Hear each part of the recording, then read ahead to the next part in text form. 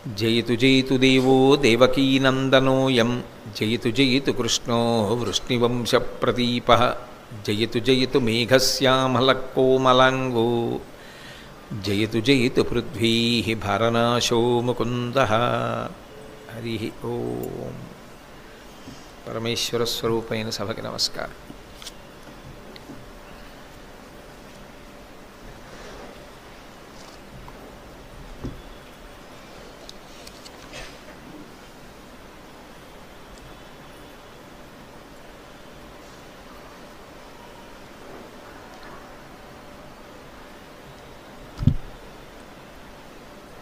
మహాభారత యుద్ధం ప్రారంభం అవడానికి ముందు దుర్యోధనుడు భీష్మాచార్యుల వారిని తన పక్షానికి సర్వసైన్యాధిపతిగా అభిషేకం చేశాడు.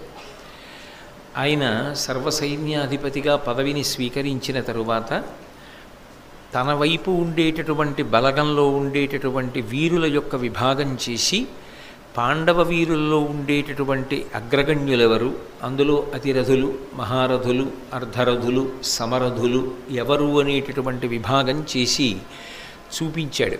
దానివలన ఎవరు ఎంతంత శౌర్యము కలవారు, ఎంతంత పరాక్రమము కలవారు అనేటటువంటి విషయం లోకానికి వెల్లడి అవుతుంది. ఇందులో శస్త్రముల యందు శాస్త్రమునందు ప్రవీణుడై ఉండాలి. శస్త్రము అంటే నిన్ననే మీతో మనవి చేశాను నేను, ఒక్కొక్క ఆయుధాన్ని ప్రయోగించడంలో నేర్పరి అయి ఉండాలి. అందరూ అన్ని ఆయుధాలు ప్రయోగించలేరు. కొందరు కొన్ని ఆయుధాలే ప్రయోగించగలరు. కొందరు కత్తితో యుద్ధం చేస్తారు, కొందరు శూలంతో యుద్ధం చేస్తారు, కొంతమంది ధనుర్బాణములు వేస్తారు, కొంతమంది గదాయుద్ధం చేస్తారు. ఒక్కొక్కరు ఒక్కొక్క ఆయుధాన్ని బాగా వాడతారు. అందరూ అన్ని ఆయుధములను బాగా వాడగలిగినటువంటి ప్రజ్ఞ కలిగిన వారై ఉండకపోవచ్చు.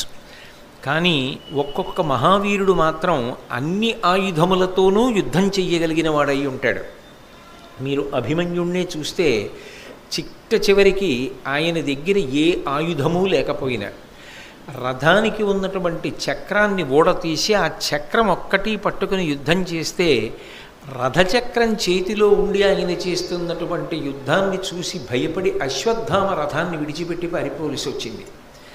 అంటే ఆయుధాన్ని అంత అద్భుతంగా వాడగలిగినటువంటి శక్తితో ఉంటారు. అంతేకాని చేతికి ఏదో దొరికింది కదా అని దాన్ని పుచ్చుకోవడం కాదు. ఒక్కొక్క ఆయుధాన్ని ప్రయోగించడంలో, ఆ ఆయుధాన్ని అంత నైపుణ్యంతో వాడి ఎదురి బలాన్ని పడగొట్టడంలో అపారమైనటువంటి ప్రావీణ్యమును గురుముఖతః యుద్ధ ప్రక్రియ యందు నేర్చుకున్నటువంటి మహాపురుషులు ఉంటారు. అలా అస్త్రవిద్యయందు మహాప్రవీణుడయ్యుండి దానితో పాటుగా శస్త్రము తెలిసి ఉండాలి. శస్త్రము అంటే ఆయుధమును వాడడం తెలియాలి.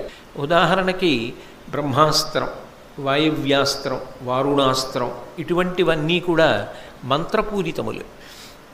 ఆయా మంత్రములను గురువుల వలన ఉపదేశం పొంది ఆ మంత్రములను బాణం మీదకి కానీ చిట్ట చివరికి ఒక గడ్డి పరక మీదకి కానీ అభిమంత్రిస్తే అదే ఆయుధంగా మారుతుంది. మారి ఎవరి మీద దాన్ని ప్రయోగించారో వారిని సంహారం చేస్తుంది. ఒక్కొక్కసారి ఒక్కొక్క అస్త్రం ఒకరిని కాదు కొన్ని వేల మందిని మట్టుబెట్టేస్తుంది. ఒక్కొక్కసారి యుద్ధభూమిని నిశ్శేషం చేయొచ్చు కూడా. అంతంత శక్తివంతములై ఉంటాయి. అటువంటి శాస్త్రము పరిపూర్ణముగా తెలిసి ఉండాలి. తాను ప్రయోగించడం ఒక్కటే కాదు, అవతలవారు ఏ అస్త్రాన్ని ప్రయోగించారు అన్నదాన్ని పట్టుకోగలగాలి. వారు అభిమంత్రించి విడిచిపెట్టారనుకోండి, ఆ వస్తున్నటువంటి శక్తి విస్ఫోటనాన్ని బట్టి ఇది ఫలానా అస్త్రం, ఈ అస్త్రం నా వైపు ఉన్న వారిని ఎవ్వరినీ చెనకకుండా ఉండాలి అంటే దీనికి విరుగుడు మళ్ళీ ఈ అస్త్రాన్ని ప్రయోగించాలి అని దాని ధాటికి తట్టుకుని నిలబడి దాన్ని నిస్సారము చెయ్యడం కోసమని ఏ అస్త్రమును ప్రయోగించాలో అటువంటి అస్త్రమును ప్రయోగించడం తెలిసి ఉండాలి. ఒక్కొక్కసారి దుందుడుకు చేష్టితములు ఉంటాయి యుద్ధంలో. గురువు హఠం చేసినటువంటి వాడికి ప్రయోగం చేయడానికి వీలు లేకుండా ఉండడానికి ఏం చేస్తారంటే ఉపసంహారం చెప్పకుండా ప్రయోగం చెప్తారు. ఉపసంహారం తెలియకపోతే చాలా ప్రమాదం. అందుకని అసలు ప్రయోగించడానికి అవకాశం ఉండదు. కానీ అశ్వత్థామ లాంటి వాడు ఒకసారి బ్రహ్మశిరో నామకాస్త్ర ప్రయోగం చేశాడు, కానీ ఆయనకి దాన్ని ఉపసంహారం చేయడం తెలియదు. అటువంటప్పుడు లోకమునకంతటికీ కూడా ప్రమాదం ఏర్పడుతుంది ఆ అస్త్రం యొక్క విస్ఫోటన శక్తి వలన.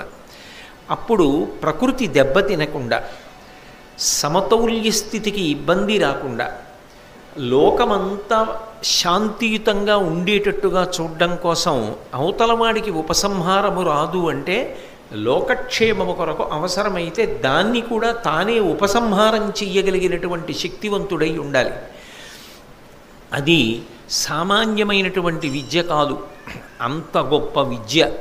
అటువంటి విద్యలు ఆ యుద్ధ సంబంధమైనటువంటి వాటిని గురుముఖతః ఎవరు పరిపూర్ణముగా తెలుసుకుని ఉంటాడో అది ఒక వ్యక్తి యొక్క పరాక్రమాన్ని లెక్క పెట్టేటప్పుడు మొదటి ప్రమాణంగా తీసుకుంటారు. ఇందులో ఈయనకి ఎంతవరకు ప్రవేశం ఉన్నది ఈ రెండిటి యందు అన్నదాన్ని ఒక ప్రమాణంగా తీసుకుని అసంఖ్యాకులైనటువంటి ధనుర్ధరులతో యుద్ధం చెయ్యగలిగినటువంటి వాడైతే అతిరథుడు అని వర్గీకరిస్తారు. యువతలవాడు అతిరథుడు అన్న మాటకు అర్థం ఏమిటంటే ఎదురుగుండా ఎంతమంది ఉన్నారు అన్న దాంతో ఆయనకేం సంబంధం ఉండదు. అది ఎంతమంది అయినా కానివ్వండి, అంత సంతోషంతో యుద్ధం చేస్తాడు, అంతమందిని మట్టు పెడతాడు. అంత మట్టు పెట్టగలిగినటువంటి శక్తియుక్తులు కలవాడై అంత అస్త్ర సంపద శస్త్ర సంపద కలిగిన వాడైతే ఉత్తరగోగ్రహణంలో అర్జునుడు చేసినట్టు ఒక్కొక్కసారి ఒక్కొక్క అస్త్రం తొందరపడి ప్రయోగించడానికి ఉండదు. ఎందుకంటే ప్రతిజ్ఞలు చేసి ఉంటారు. ఎదిరి బలంలో ఫలానా వాణ్ణి నేను చంపుతాను, ఫలానా వాణ్ణి నేను చంపుతాను అని ప్రతిజ్ఞలు చేసి ఉంటారు. అప్పుడు మీరు ఎంతసేపు యుద్ధం చేయడం సాధ్యమవుతుంది? అప్పుడు వాళ్ళని చంపకూడదు, కానీ వాళ్ళకి యుద్ధం చేయడానికి అవకాశం లేని రీతిలో నిర్వీర్యం చేయవలసి ఉంటుంది. భీష్ముడు ఉన్నాడు, శిఖండి చేతిలో మరణించాలి. ద్రోణుడు ఉన్నాడు, దృష్టద్యుమ్నుడి చేతిలో మరణించాలి. దుర్యోధనుడు ఉన్నాడు, భీముడి చేతిలో మరణించాలి. అలాగే దుశ్శాసనుడు ఉన్నాడు, భీముడి చేతిలో మరణించాలి. ఇలా ఒక్కొక్కడిని చంపడానికి ఒక్కొక్కడు ప్రతిజ్ఞ చేసి ఉంటాడు. ఈ ప్రతిజ్ఞలు చేసిన వాళ్ళు చంపాలి తప్ప చటుక్కునే అవతలవాడు చంపేశాడు అనుకోండి, యువతలవాడికి ప్రతిజ్ఞా పరిపాలన చేసుకునే అవకాశం ఉండదు. అప్పుడు ఇంతమంది యోధుల్ని చంపడం కుదరదు కాబట్టి సమ్మోహనాస్త్రం ప్రయోగించి అందరూ కూడా ఒరిగిపోయేటట్టుగా చేసి ఆ మాయలోకి మత్తులోకి జారిపోయేటట్టు చేసి గోవుల్ని మరల్చుకుపోయాడు. ఇన్ని విషయములను తెలిసిన్నవాడై ఉండాలి. దాని కొరకు సత్సంప్రదాయములను పాటించాలి. అపారమైనటువంటి క్రమశిక్షణతో జీవితాన్ని గడపాలి. వీటన్నింటినీ ధరించడానికి కావలసినటువంటి తేజస్సును నిలబెట్టుకోవాలి. ఇంత గొప్పవాడై ఆయన ఎంతమందితో యుద్ధం చెయ్యగలడు అన్న విషయంలో సంఖ్యతో నిమిత్తం లేకుండా ఎంతమందితోనైనా సర్వశాస్త్ర పరిజ్ఞానముతో ధనుర్వేదానికి సంబంధించి అస్త్రశస్త్రముల యందు అటువంటి పరిజ్ఞానంతో అసంఖ్యాకమైన యోధులతో యుద్ధము చెయ్యగలిగిన వాడైతే అటువంటి వాణ్ణి అతిరథుడు అని పిలుస్తారు. మహాభారత యుద్ధకాలంలో భీష్మాచార్యుల వారు కొంతమందిని అతిరథులుగా గుర్తించాడు. కరోపక్షంలో కొన్ని పేర్లు మీ సంతోషం కోసం చెప్తాను, అంటే ఓ ఇంత గొప్పవాళ్ళా అని తెలుసుకోవడానికి. అందులో దుర్యోధనుడు అతిరథుడు, కృతవర్మ అతిరథుడు, శల్యుడు అతిరథుడు, భూరిశ్రవుడు అతిరథుడు. ద్రోణాచార్యుల వారు అసలు సాటి లేని మేటి. ఆయనతో పోల్చడానికి లోకంలో ఇంకొక వీరుడు లేడు అన్నాడు భీష్మాచార్యుల వారు, అంత గొప్పవాడు.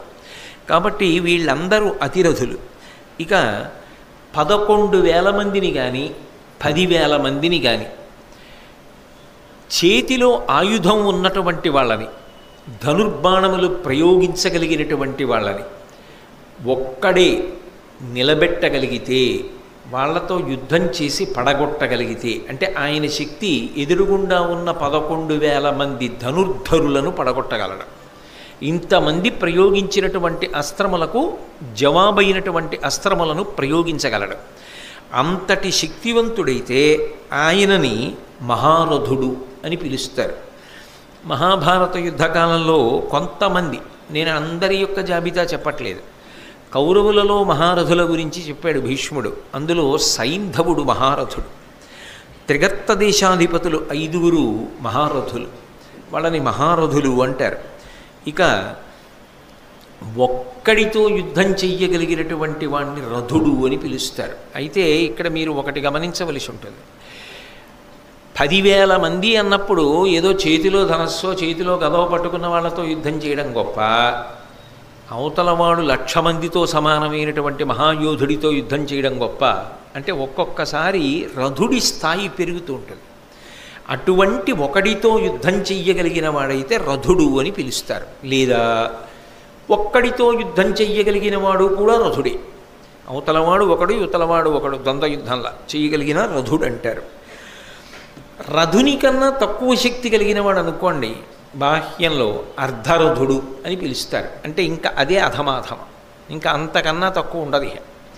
అధమాధమమైనటువంటి శక్తి అంటే ఉన్నవారిలో అసలు యుద్ధానికి వెళ్ళడం సామాన్యమైన విషయం ఏం కాదనుకోండి, అదో చాలా చాలా గొప్ప విషయం.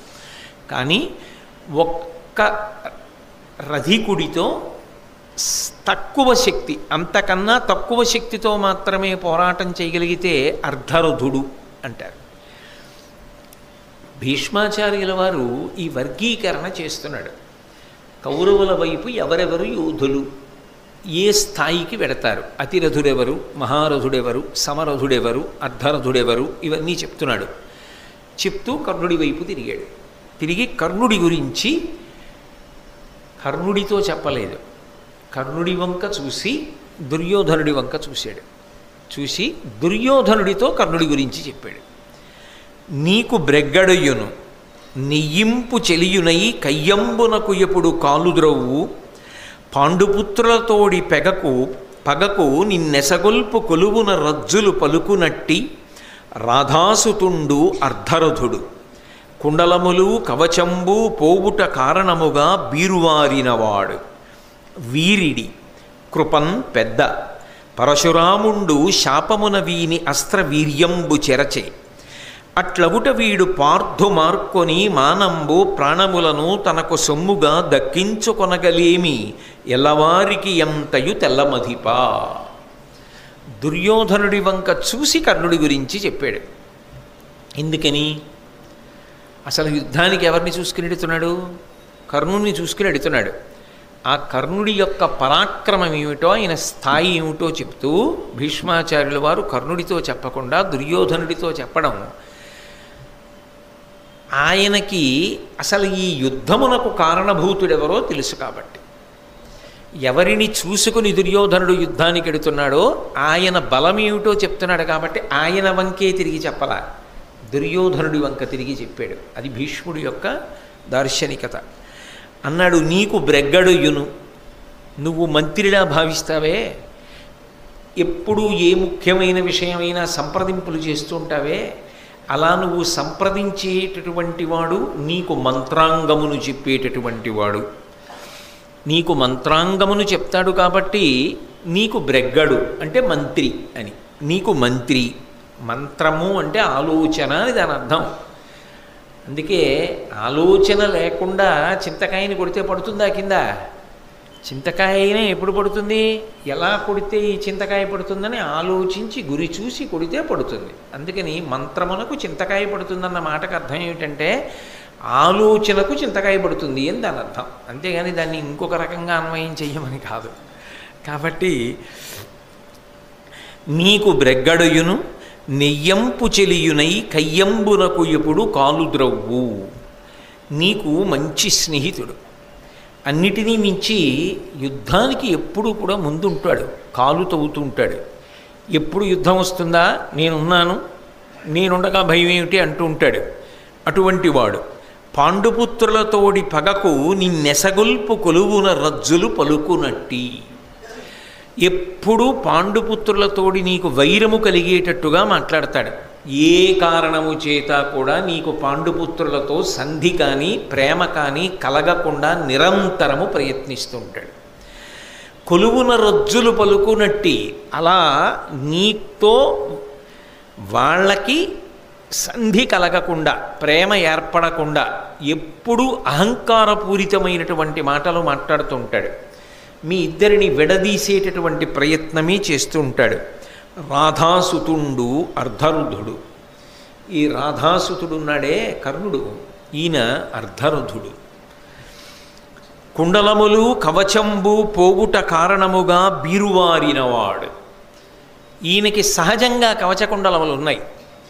ఆ కారణము చేత అవధ్యుడు, ఎవరి చేత చంపబడడం. కానీ ఆ కవచకుండలములను పోగొట్టుకున్నాడు, ఇచ్చేశాడు. ఇచ్చేసిన కారణం చేత అంత పెద్ద స్థాయి నుండి కిందకి జారిపోయాడు. కాబట్టి ఇప్పుడు అవధ్యుడు అన్న స్థాయిని చెప్పడం కుదరదు. వీరిడి, ఇతనికి బుద్ధి లేదు. బుద్ధి అంటే ఏ విషయంలో ఏది ఎలా నిశ్చయం చేసుకోవాలన్న విషయాన్ని సమగ్రంగా ఆలోచన చెయ్యలేడు. కాబట్టి వీరిడి, బుద్ధి లేనివాడు. కృపన్, పెద్ద. దయ విషయంలో అంటావా చాలా గొప్పవాడు, చాలా దయ కలిగినటువంటి వాడు. అదే ఈయన కొంప ముంచుతూ ఉంటుంది కూడా, ఈ దయే. కాబట్టి చాలా దయ కలిగిన వాడు అంటే ఆయనకి తెలియని విషయాలు లేవు అని అర్థం అట్లా భీష్మాచార్యుల వారికి. ఈ పద్యాన్ని బట్టి మీరు జాగ్రత్తగా పరిశీలిస్తే కర్ణుడి యొక్క జన్మవృత్తాంతం కూడా భీష్ముడికి తెలుసు. భీష్ముడికి తెలిసే భీష్ముడు కర్ణుడికి చెప్పలేదు అని అనవలసి ఉంటుంది భారతంలో. లేకపోతే కర్ణుడి యొక్క శీల వైభవం గురించి ఇంత చక్కగా చెప్పడం సాధ్యం కాదు. కాబట్టి ఆయన చాలా దయగలిగినటువంటి వాడు. పరశురాముండు శాపమున వీని అస్త్రవీర్యంబు చెరిచే. పరశురాముడు శపించాడన్నమాట దుర్యోధనుడితో కర్ణుడి చెప్పలా, కానీ భీష్ముడు చెప్తున్నాడు. పరశురాముడు శపించాడు ఆఖరణ. అందుచేత ఇతనికి అస్త్రశక్తి లోపించింది, ఇతని అస్త్రములు భగ్నమవుతాయి. అందుచేత అట్లవుట వీడు పార్థుమార్కొని మానంబు ప్రాణములను తనకు సొమ్ముగా దక్కించుకొనగలీమి. అర్జునుడితో యుద్ధం చెయ్యాలని నువ్వు కోరుకుంటూ ఉంటావు ఈ కర్ణుడు. కానీ అర్జునుడితో యుద్ధం చేసినప్పుడు మానము ప్రాణము రెండూ దక్కించుకోలేడు. అర్జునుడితో యుద్ధం చేసి ప్రాణం పోగొట్టుకునేటప్పుడు ఆ సమయమునందు చెప్పబడిన మాటల వలన గౌరవాన్ని పోగొట్టుకుంటాడు, ప్రాణాన్ని పోగొట్టుకుంటాడు. అర్జునుడి చేతిలో రెండిటినీ విడిచిపెడతాడు. కాబట్టి మానంబు ప్రాణములను తనకు సొమ్ముగా దక్కించుకొనగలేమి ఎల్లవారికి అంతయు తెల్లమధిపా.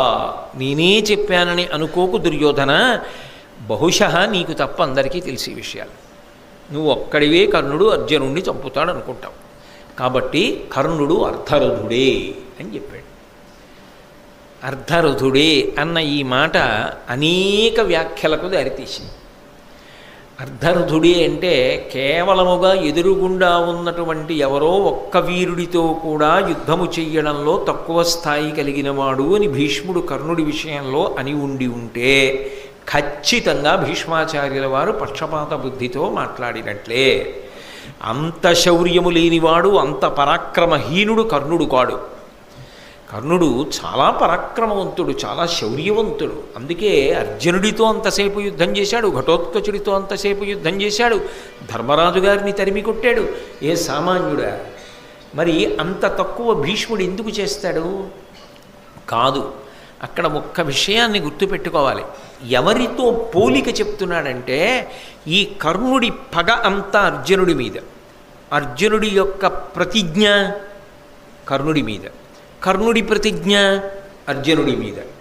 అర్జునుడు కర్ణుడిని చంపుతానంటాడు. ఎందుకనంటే ఆ సభాపర్వంలో అరణ్యవాసానికి వెళ్ళిపోయే ముందు అర్జునుడు ప్రతిజ్ఞ చేశాడు కర్ణుడిని పడగొడతానని. అర్జునుడిని పడగొడతానని కర్ణుడు 2 మాటలు ప్రతిజ్ఞ చేశాడు. కాబట్టి వీళ్ళిద్దరిదే యుద్ధం అయినప్పుడు భీష్మాచార్యుల వారి ఆలోచన ఏమిటంటే కర్ణార్జునుల మధ్య యుద్ధం జరిగినప్పుడు ఆ ద్వంద్వ యుద్ధంలో ఇద్దరికీ పోలిక చెప్తే సమానులా, ఒకరికన్నా ఒకరు అధికులా నిర్ణయము చెయ్యడము కష్టమా అంటే, నిజానికి కర్ణుడు అవధ్యుడు, అసలు చంపడం కుదరదు, సహజ కవచ కుండలాలు ఉంటాయి. ఆ పైన పరశురాముడి యొక్క అస్త్ర విద్య అంతా కూడా ఈయన ఎందు ప్రకాశించి ఉండి ఉంటే ఏమో ఈయన ఎంత గొప్పవాడో, అర్జునుణ్ణి పడగొడతాడు అని చెప్పడం సాధ్యమై ఉండుండేదేమో. కానీ ఏ ప్రధానమైన అస్త్రములను రేపు యుద్ధంలో ప్రయోగించవలసి ఉంటుందో అవి పరశురాముని యొక్క శాపము చేత పోయి 2 కవచకుండలములు పోయి. ఇప్పుడు ఇవి 2 పోయిన కారణం చేత కర్ణుడితో అర్జునుడు యుద్ధం చెయ్యడం సంభవించిన నాడు అర్జునుడిలో సగము మాత్రమే కర్ణుడు. కాబట్టి అసలు ఇద్దరి మధ్య పోటీ అన్నమాట లేదు. ఇంకా అర్జునునితో పోల్చినప్పుడు అర్జునుని యొక్క శక్తిలో సగము శక్తి మాత్రమే కర్ణునిది. ఇది భీష్మాచార్యుల వారి యొక్క హృదయం. అందుకే దుర్యోధనుడి వంక తిరిగి చెప్పాడు ఈ మాట. అర్ధరథుడు దేనితో? అర్ధరథుడు అని ఊరుకోలేదు, కిందంతా అర్జునుడితో పోల్చాడు. అందుకే అర్ధరథుడు కుండలములు కవచంబు పోగుట కారణముగా బిరువారినవాడు వీరిడి. ఎందుకు బుద్ధి లేనివాడు అన్న మాట అంటున్నాడు భీష్ముడు. అంటే పెద్దవాడిగా ఆయన దృష్టిలో ఏమిటంటే ఈయన తన శక్తిని తాను నిష్పక్షపాతంగా అంచనా వేసుకుంటే ఇవన్నీ ఉండగా, కవచకుండలములు ఉండగా కూడా అర్జునుడితో ఓడిపోయాడు. ఇప్పుడు చాలా పోగొట్టుకుని అర్జునుడి ముందుకు వెడుతున్నాడు. వెడుతున్నప్పుడు అర్జునుణ్ణి చంపడం అంత తేలిక కాదు అని దుర్యోధనుడితో అనుంటే ఇంత ప్రమాదం జరిగి ఉండేది కాదు. ఆ బుద్ధి ప్రదర్శించలేదు.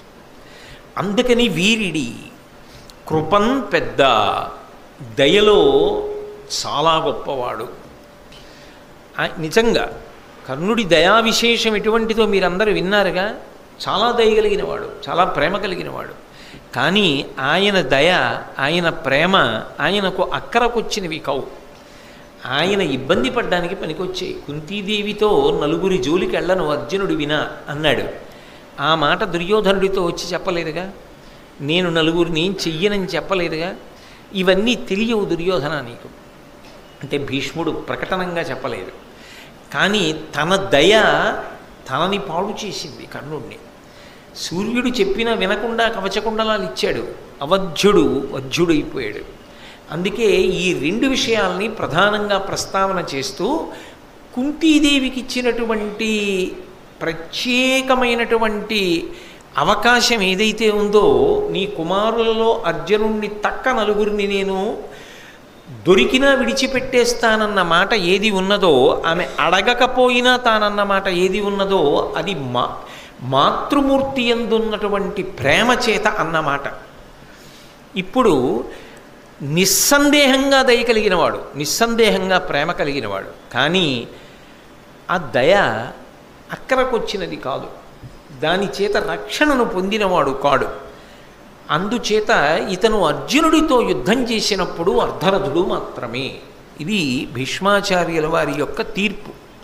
అయితే పాఠం చెప్పిన వాడెవరు? ద్రోణాచార్యుల వారు.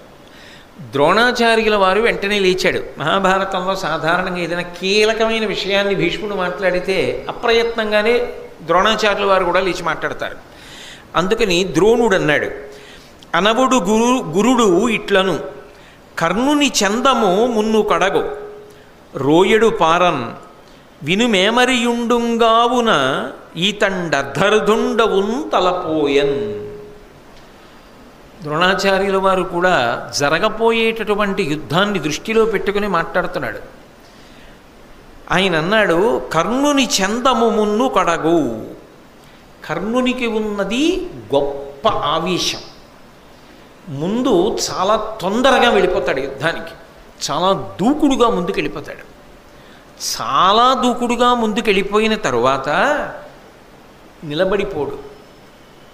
రోయడు పారన్, అవసరమైతే తన మీదకి బాణాలు వచ్చి పడిపోతున్నాయి అనుకుంటే ఎంత తొందరగా ముందుకెళ్ళాడో అంత తొందరగా యుద్ధభూమిని విడిచిపెట్టి పారిపోతాడు.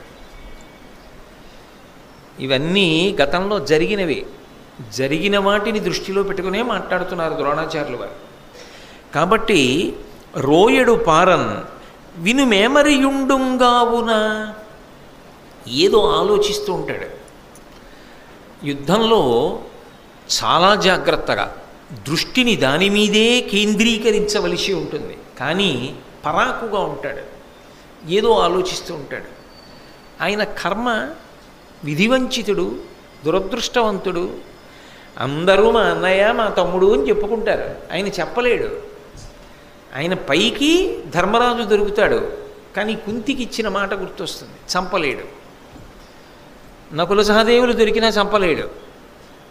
అర్జునుడితో తెగించి యుద్ధానికి ఎడతాడు, తెలుసు చనిపోతానని, తెలుసు దుర్యోధనుడికి ఇచ్చిన మాట నిలబెట్టుకోలేనని. కృష్ణుడితో చెప్పాడు కదా ఈ మాటలు. తనకొచ్చిన శాపముల గురించి తెలుసు, తన గుండెల్లో అగ్నిపర్వతాలు బద్దలవుతూ ఉంటాయి, కానీ అన్నీ సహిస్తూ ఉంటాడు. ఒకడికి ఒక సమస్య అయితేనే ఇబ్బందిగా ఉంటే ఇన్ని సమస్యలు బుద్ధి యందు ఉన్నవాడు చాలా బుద్ధి పెట్టి నిశ్చయాత్మకమైనటువంటి బుద్ధితో యుద్ధం చేయడం ఎలా సాధ్యం అవుతుందండి? బహుశः అక్కడ యుద్ధం చేసే వాళ్ళందరిలోకి ఇన్ని పరిమితులు ఉన్నటువంటి వాడు కర్ణుడు ఒక్కడే. ఆయనకి ఇవన్నీ జ్ఞాపకానికి వస్తున్నప్పుడు తను పడిన బాధ, తను పడిన ఆవేదన జ్ఞాపకానికి వస్తున్నప్పుడు తనకెంత ఇబ్బందిగా ఉంటుంది. అంతవరకు ఎందుకండి?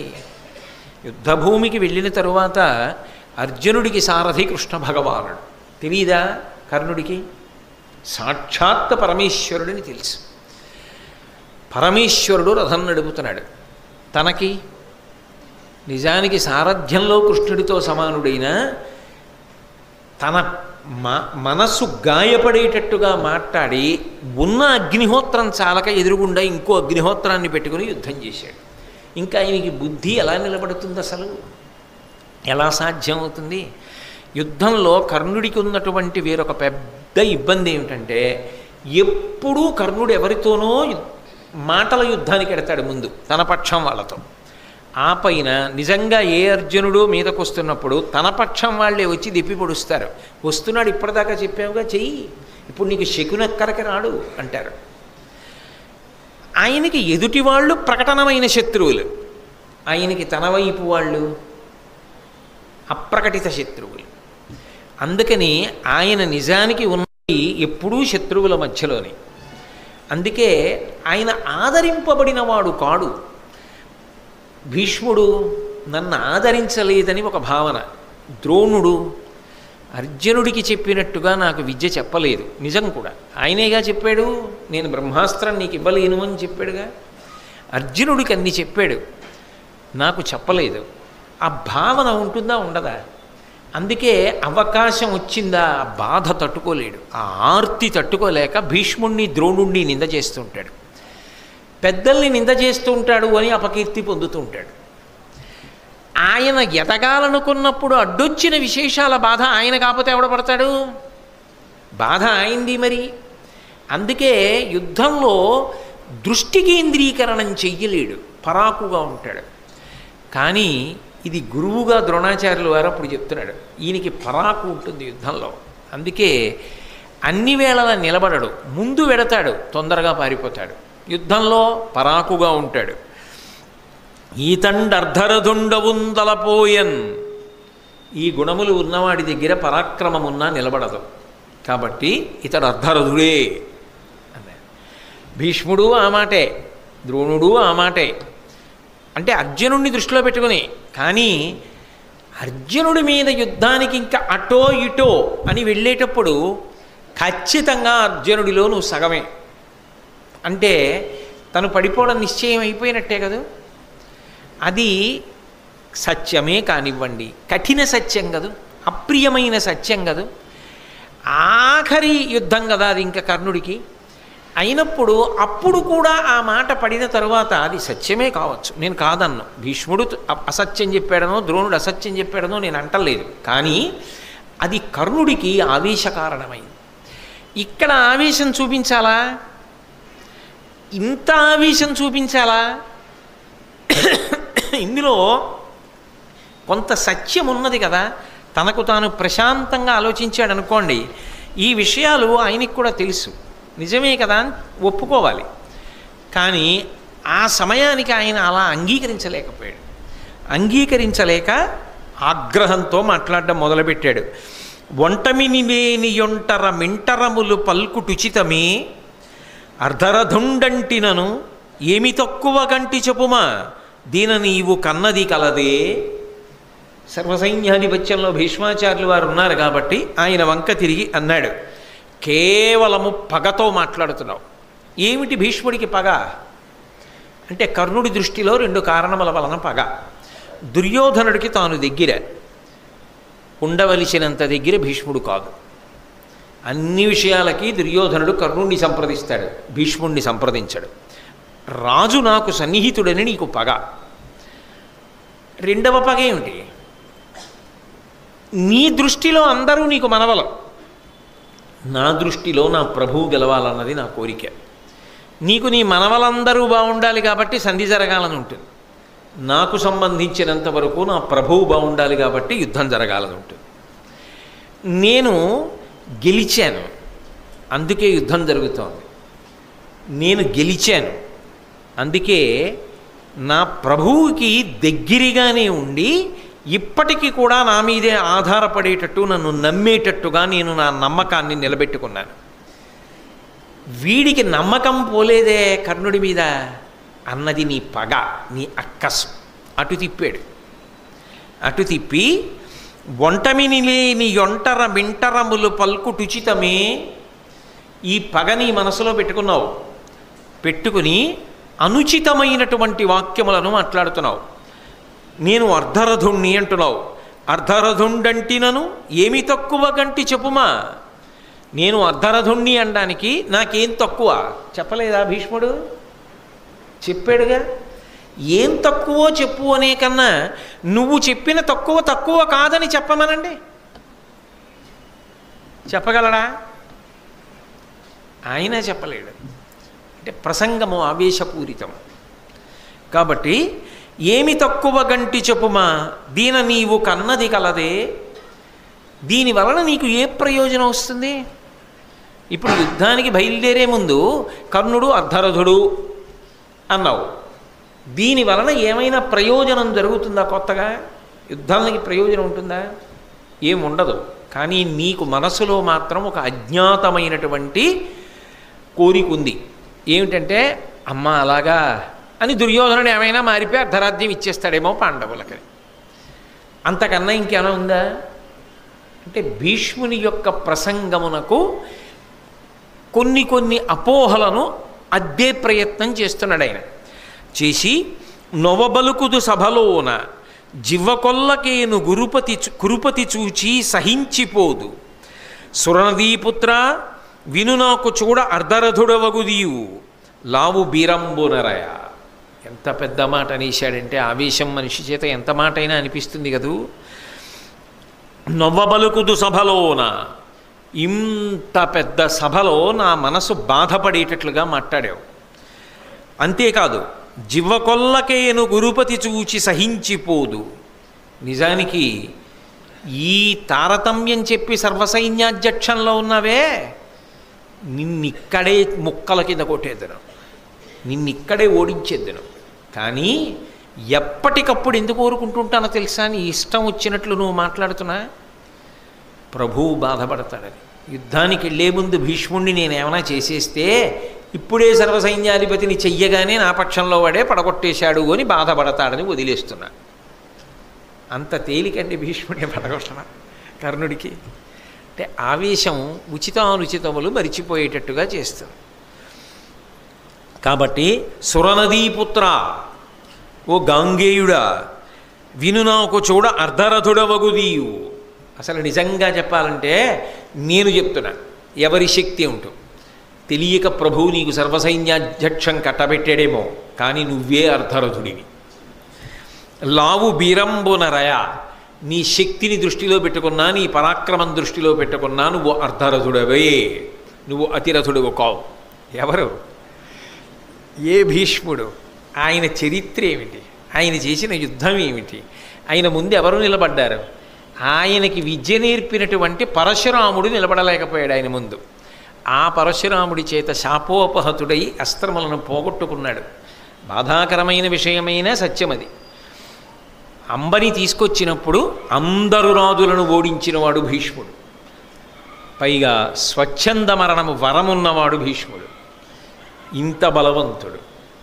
ఇటువంటి వాణ్ణి అసలు నీ లావు బీరము దృష్టిలో పెట్టుకుంటే, నీ శక్తిని పరాక్రమాన్ని దృష్టిలో పెట్టుకుంటే నువ్వే అర్ధరథుడవు. నేను కాదు అన్నది ఆంతరమైనటువంటి విశేషం అని. అంతేకాదు అసలు సర్వసైన్యాధిపతి అన్నవాడికి ఉండవలసిన మొదటి లక్షణం ఏమిటి?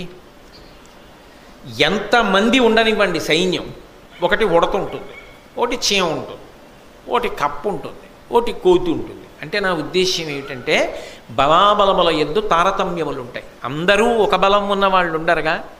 కానీ అందరినీ కలుపుకొని అందరి చేత ఎవరు ఏ పని చెయ్యగలరో అది చేయించుకుని కార్యమును సాధించిన వాడు సర్వసైన్యాధ్యక్షుడు. అది తెలిసి ఉండాలి, అందరినీ కలుపుకోవాలి, అది నిరూపణం చేసుకోవాలి, ఆ శక్తి ఉందని నిరూపణం చేసుకోవాలి. నువ్వేం చేశావు? కర్జము తప్పే నీ ఎదుర కష్టపు మాటలకేలయోర్తురు ఈ దుర్జనుడైన శాంతనవు దొర్బలమీటిది ఈతడొక్కడున్ వర్జితుడైననేమి నృపవర్గము కుందుట యొటబాయునే అర్జున పక్షపాతి ఇతడాలము మీకుని చెయ్యడుంజుమి. దుర్యోధనుడితో అంటున్నాడు, కర్జము తప్పే, కార్యమంతా పాడైపోయింది ఇలాంటి వాడికి సర్వసైన్యాధ్యక్షం ఇస్తే. నీ ఎదుర కష్టపు మాటలకేలయోర్తురు ఈ దుర్జనుడైన శాంతనవు దొర్బలమేటిది. నీ ఎదురుగుండానే ఓ దుర్యోధన, వాడు అతిరథుడు, వీడు అర్ధరథుడు, వీడు సమరథుడు, వీడు అతిరథుడు, ఇలా విడదీసి మాట్లాడుతుంటే నిజంగా శక్తి ఉన్నవాడు కూడా ఏమనుకుంటాడు? నన్ను అలా అన్నాడు కదా, ఇంకా నేను ఎందుకు వెళ్ళాలి యుద్ధానికి అనుకుంటాడు. పాడైపోయిందా యుద్ధం? ఎవరు చెప్పన్నారు ఇవన్నీ? ఈయనకి సర్వసైన్యాధ్యక్షం ఏమిటి? ఈయనకి అసలు అటువంటి పదవిలో కూర్చోబెట్టి అందరినీ కలుపుకుని యుద్ధానికి తీసుకెళ్ళమండం ఏమిటి? శాంతనవు దౌర్బలమేటిది. ఈ శాంతనవుడు ఏ పాటి కార్యక్రమాన్ని చక్కబెట్టగలడు? ఏ పాటి శౌర్య పరాక్రమములు ఉన్నవాడు? ఈతడొక్కడున్ వర్జితుడైననేమి.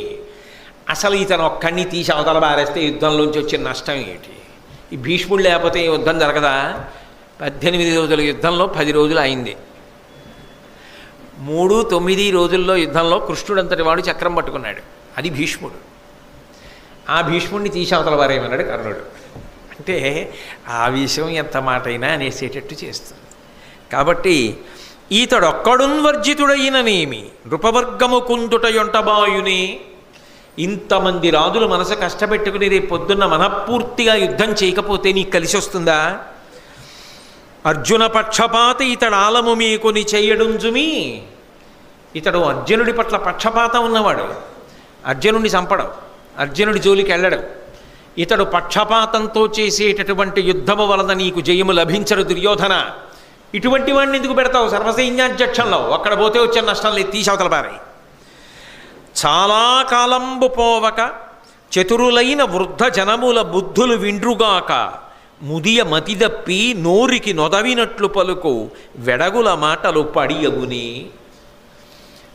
లోకంలో వృద్ధులు ఉంటారు, వయసు బాగా పెద్దదైన వాళ్ళు. వాళ్ళు పూజనీయులు, గౌరవనీయులు. ఎందుచేత అంటే వాళ్ళది అనుభవం. ఒక పుస్తకం చదవడానికి, అనుభవం సంపాదించడానికి సముద్రానికి చిన్న చలంకి, చలం అంటే ఏట్లో ఇసుక ఇలా తీస్తే చిన్న నీరు వచ్చి ఉబికి ఏర్పడుతుంది. దీనికి ఉన్నంత తేడా ఉంటుంది. అనుభవము అనుభవమే. అనుభవముతో తుల్యము పుస్తక జ్ఞానము కాదు. ఒక విషయాన్ని అనుభవపురస్సరంగా నిర్వహించడం అనేటటువంటిది ఎప్పుడూ జీవితంలో గొప్ప విషయం. అందుకే అనుభవమునకు గౌరవము, అనుభవమునకు పెద్దపీట వెయ్యడం ప్రాజ్ఞుల యొక్క లక్షణం. అనుభవము వయస్సుతో పాటు వస్తుంది తప్ప జ్ఞానం వస్తుందేమో, 10 పుస్తకాలు చదివితే పుస్తక జ్ఞానం వస్తుందేమో, అనుభవం మాత్రం వయస్సుతో రావాలి. డక్కాముక్కీలు తింటే రావాలి. కష్టసుఖములు ఒడుదుడుకులు చూసి ఓరిస్తే వచ్చేటటువంటిది. దాన్ని పక్కన పెట్టడానికి, చులకన చేయడానికి వీల్లేదు. కాబట్టి పెద్దరికము ఎప్పుడూ గౌరవనీయమే. వయసులో పెద్దవాడైతే ఏమిటండి అన్న మాట అనడానికి వీల్లేదు. ఆయనకున్న అనుభవముల యందు వాటి ముందు నీ జ్ఞానము సరిపోదు. ఆయన పండినవాడు జీవితంలో, ఆయన మార్గదర్శనం చెయ్యడానికి అర్హులు. కాబట్టి వయస్సులో పెద్దవారికి గౌరవము ఇచ్చి తీరవలసినదే. అయితే కర్ణుడు అంటాడు, చాలా కాలంబు పోవక చతురులైన వృద్ధజనముల బుద్ధులు విండ్రుగాక. చాలా ముసలివాళ్ళు అయిపోయినా కొంతమంది మంచి సద్బుద్ధితో ఉంటారు. వాళ్ళ అనుభవంతో ఎప్పుడూ ఇతరులకు మంచి మాటలు చెప్తూ ఉంటారు. అలా సద్బుద్ధితో మంచి మాటలు చెప్పేవాళ్ళు ఉంటారే, వాళ్ళు ఎంత వృద్ధులైన వారైనా వారిని సేవించి వారి దగ్గరికి వెళ్ళి వారి యొక్క అభిప్రాయాన్ని తెలుసుకుని దానికి అనుగుణంగా మనిషి ప్రవర్తించాలి. కానీ ముదియ మతిదప్పి నోరికి నొదవినట్లు పలుకు వెడగుల మాటలు పాడియగునే. బాగా వృద్ధాప్యం వచ్చేసి బుద్ధి చాంచల్యం వచ్చి సరిగ్గా దృష్టి నిలబడక మతి తప్పి అవివేకంగా మాట్లాడేవాడు ఈ భీష్ముడు. ఈయన మాట వినడమేమిటి? నిజమే, వయసుకి గౌరవం ఇవ్వాలి పెద్దవాడు, నేను కాదన్నా. పెద్దవాడి మాట వినాలి ఎప్పుడు? అసలు ఆ బుద్ధి సక్రమంగా ఉంటే, మతి సరిగ్గా పనిచేస్తుంటే ఆయన మాట వినవలసిందే. ఆయనకి వయసు పెద్దదైపోయింది, వయసుతో పాటుగా ఆయనకి బుద్ధి తగ్గిపోయి ఆ జ్ఞాపక శక్తి అవి అన్నీ పోయాయి. అన్నీ పోవడంలో ఎవడెలాంటివాడో ఏమిటో ఆయనే సరిగ్గా నిర్ణయించలేకపోతున్నాడు. ఈయన మాటలు నమ్మడం ఏమిటి? కానీ నేను ఒక్క మాట చెప్తాను, మీరు జ్ఞాపకం పెట్టుకోండి. యథార్థమునకు బాగా వయసు పెద్దదైనా లబ్ధప్రతిష్ఠులైనటువంటి వారు చేసినటువంటి పొరపాట్లు కూడా ప్రజల కంట తడిపెట్టిస్తాయి తప్ప ఎప్పుడూ కూడా తప్పుని ఎత్తి చూపించనివ్వవు. ఎందుకని అంటే యువతల వాడు సహృదయంతో దాన్ని అర్థం చేసుకుంటాడు. నేను మీకు ఒక ఉదాహరణ చెప్తాను అన్నాను కాబట్టి. మహానుభావురాలు ఎంఎస్ సుబ్బలక్ష్మి గారు పెద్దవారు అయిపోయిన తర్వాత ఆవిడ ఒకసారి ఉత్తర భారతదేశంలో బిర్లా గారి ఇంట్లో కచేరీ చేస్తున్నారు. కచేరీ చేస్తూ ఆవిడ మీరా భజన్ పాడుతున్నారు. మీరా భజన్ పాడుతూ ఆవిడ చరణం మరిచిపోయారు. ఆవిడ చరణం అందుకోలేకపోతున్నారని పక్క వాయిద్యాల వాళ్ళు గమనించారు. మళ్ళీ వాయించారు ఆవిడ అందుకోవడానికి సమయం ఇవ్వడానికి. ఆవిడ మనసులోనే ఒక్కసారి ఆ స్వరాలు వేసి చూసుకున్నారు, జ్ఞాపకం వస్తుందేమో అని. మళ్ళీ పల్లవి పాడారు, అయినా ఆవిడికి జ్ఞాపకం రాలేదు. ఆవిడ పక్కనున్నటువంటి తన కూతురు వరసే ఆ అమ్మాయి వంక చూశారు. ఆ అమ్మాయి కూడా ఆ రోజున జ్ఞాపకం రాలా. ఆ అమ్మాయికి అంతకుముందే అనారోగ్యం చేసింది, అందుకని ఆ అమ్మాయికి జ్ఞాపకం రాలా. ఆ అమ్మాయి ఇంచుమించుగా చెప్పేసింది, నాకు జ్ఞాపకం రావట్లేదు. ఇంత లబ్ధప్రతిష్ఠురాలైన తల్లి ఒకప్పుడు మీరా భజన్ పాడుతూ చరణం మరిచిపోయారు అన్న విషయం ఆ తడబాటులో తెలిసిపోయింది. తర్వాత జ్ఞాపకం వచ్చింది వేరు విషయం అనుకోండి. అప్పుడు ఎంఎస్ సుబ్బలక్ష్మి గారికి సంగీతం రాదనేంత సాహసం మీరు చేయగలరా? ఒక్క పొరపాటు జరిగిందని అయోగ్యురాలు అని ముద్ర వేస్తారా? అది సాధ్యమే. నిజానికి పెద్దలైన వారు ఎప్పుడైనా ఏదైనా పొరపాటు చేశారనుకోండి, మహానుభావుడు ఎన్ని చేసినవాడు, ఏదో చిన్న పొరపాటు జరిగింది అన్నది పెద్దరికం పట్ల ఉన్న గౌరవం కదా. నిజానికి భీష్ముడికి మతి తప్పి ఉన్నాడా, శక్తి తప్పి ఉన్నాడా? ఆయన అటువంటి వాడిని ఎంత మాట అన్నాడంటే, వయసులో పెద్దవాళ్ళ మాట వినవలసిందే, మతి తప్పిన పెద్దవాడి మాట వినడం ఏమిటి? ఈయన అన్నాడు కదా, మరి బుద్ధి లేనివాడు అన్నాడు కదా, అందుకని బుద్ధి లేనివాడు, మతి తప్పినవాడు, ఆయన మాట వింటావేమిటి దుర్యోధన నువ్వు అని సేనమొగమీతడైనన్ భూని మహీశ్వరుడు నీకు పొడిచెదరే దుర్మానియనిగాదే ఇతనితో నడచుట కొల్లనైతి దురమున గధిపా. ఇతను సేనాగ్రనాయకుడై సర్వసైన్యాధిపతి అయి ఈయన యుద్ధభూమిలో సైన్యాన్ని నడిపించడమే జరిగితే ఈ రాజులు ఎవరైనా నీ పక్షాన యుద్ధం చేస్తారా దుర్యోధన? ఎవ్వరూ యుద్ధం చేయరు. కాబట్టి ఈయన్ని ఎందుకు ఉంచుతావు? ఎవరి వరకు ఎందుకు? ఇతను ఆడిన మాటలు చూసి అసహ్యించుకుని నేనే అన్నానుగా, ఈ భీష్ముడు బ్రతికున్నంతకాలం యుద్ధం చేయను అని ప్రతిజ్ఞ చేశానుగా. నా వెనక ఇంకా చాలామంది బయలుదేరుతారు. ఇంతమంది యుద్ధం చేయకుండా పోవడానికి కారణం ఏమిటి? నీ మీద అభిమానం లేకపోవడం కాదు, ఈయన మాట్లాడిన మాటల వల్ల వస్తున్న ఉపద్రవం. అంత తప్పుని ఎవరి వైపుకి నెట్టాడంటే భీష్మాచార్యుల వారి మీదకి నెట్టాడు. నెట్టి హితుడని నమ్మగాదగునే ఈతని కార్యపు మాటలిట్టివే పతిదిశ కూర్మివాపుటకు బట్టుగా ఎక్కువ తక్కువంచు ఉన్నతులకు మిదినీషులకు నానగ బల్కుటగాక ఇట్టివారితవులు తండ్రికిన్ సుతులకేమన నేర్తము పెద్దరాజులను. యుద్ధానికి వెళ్లే ముందు ప్రభువు కార్యాన్ని చూడాలి. ఎవడైనా నేను ఏ ప్రభువు పరపున సైన్యాధిపత్యం వహిస్తున్నాను అన్నది ఆలోచించాలి. అది మానేశాడు. మానేసి తన గొప్పతనం తనేదో వర్గీకరణ చేశాట. రాజుల శక్తులు అంతేట. విచిత్రం ఏంటంటే మిగిలిన వాళ్ళు ఎవరూ ఇలా అనలేదు. మిగిలిన వాళ్ళు ఎవరు ఇన్ని మాటలు మాట్లాడలేదు. అదుపు తప్పిపోయి కర్ణుడు ఒక్కడే ఈ మాటలన్నీ అంటున్నాడు. అని ఇలా ఏ సైన్యాన్ని నడిపించాలో ఆ సైన్యంలోనే అభిప్రాయ భేదాలు ఏర్పడేటట్టుగా ప్రవర్తించినటువంటి ఇటువంటి భీష్ముడిని సర్వసైన్యాధిపతిని చేసుకున్న నిన్ను నీ తండ్రిని అనాలి. ధృతరాష్ట్ర మహారాజుకి దుర్యోధన నీకు ఇంతకన్నా గొప్ప మొనగాడు దొరకలేదే సర్వసైన్యాధ్యక్ష పదవికి. ఈయనకి తీసుకెళ్ళి సర్వసైన్యాధ్యక్షం కట్టబెట్టావు. ఎంత గొప్పగా మాట్లాడాడో చూసావుగా. ఇక ఎక్కడి నుంచి వస్తుంది గెలుపు రమ్మంటే ఇలాంటి వాడు సర్వసైన్యాధ్యక్షంలో ఉంటే అన్నాడు. భీష్ముడు వెంటనే కర్ణుడి వంక తిరిగి అన్నాడు, నా పౌరుషం ఏమిటో నా ప్రతాపం ఏమిటో నీ గురువు పరశురాముణ్ణి వెళ్ళడుగు, ఆయన చెప్తాడన్నాడు. చాలదా ఒక్క మాట? గురువుగారు కదా నీకు విద్య నేర్పాడు.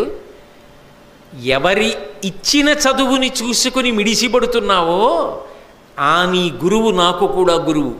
కానీ ఆ గురువు నన్ను ఒకనాడు యుద్ధంలో ఓడించలేకపోయాడు, నా చేత ఓడిపోయినవాడు. అంటే నేను అది తక్కువ చేసి అంటలేదు. నా పరాక్రమం ఏమిటో నాతో యుద్ధం చేసిన మీ గురువు గారికి తెలుసు. ఆయన వెళ్ళి అడుగు భీష్ముడు ఇటువంటి వాడని. రేపు నేను యుద్ధం చేస్తా. నేను యుద్ధం చేసినప్పుడు వచ్చి చూడు. నా వయసు ఏమిటో నా పరాక్రమం ఏమిటో రెండింటికి సంబంధం ఉందో లేదో తెలుస్తుంది. బయట కూర్చుని మాట్లాడడం కాదు, యుద్ధం చెయ్యి. నేను పడిపోయాక యుద్ధం చేస్తానన్నావుగా. నేను పడిపోయిన తరువాత ఎన్నాళ్ళు యుద్ధం చేస్తావో చూస్తా. ఎంతమందిని పడగొడతావో చూస్తా. ఎంతమంది నీ కళ్ళ ముందు పడిపోతుంటే నువ్వు రక్షించలేకపోయావో చూస్తా. అంపశయ్యి మీద అక్కడే ఉంటా. ఎందుకనంటే నేను పడిపోయినా నేను శరీరం వదలాలనుకునే వరకు వదలను. అన్నీ వింటూ ఉంటా. నువ్వు ఎంత పొడిచావో, పొడిచడం అంటే యుద్ధం, ఎంత యుద్ధం అదే మాట వాడారు కూడా కదూ, భారతంలోనే వాడారు. కాబట్టి నువ్వు ఎంత యుద్ధం చేస్తావో నాకు తెలియనిది కాదు. కాబట్టి ఇప్పుడు మాటలు ఎందుకు, ఎదర చర్యలే ఉన్నాయిగా, అప్పుడు లెక్క తేల్చుకుందాంలే అన్నాడు. నిజానికి భీష్మ హృదయాన్ని పట్టుకుని ఉంటే కర్ణుడు ఇంత తొందరపడిపోయేవాడా అన్నది అనుమానం. ఎందుకంటే మళ్ళీ ఇంకొకసారి మాట్లాడతాడు భీష్ముడు కర్ణుడి గురించి. అప్పుడు కూడా చెప్తాడు కర్ణుడు ఎటువంటి వాడో చెప్తాడు.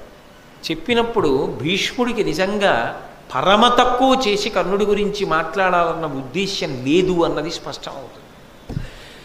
తొందరపడిపోయి భీష్మాచార్యుల వారిని ఇన్ని నిందావాక్యములు పలికించాడు.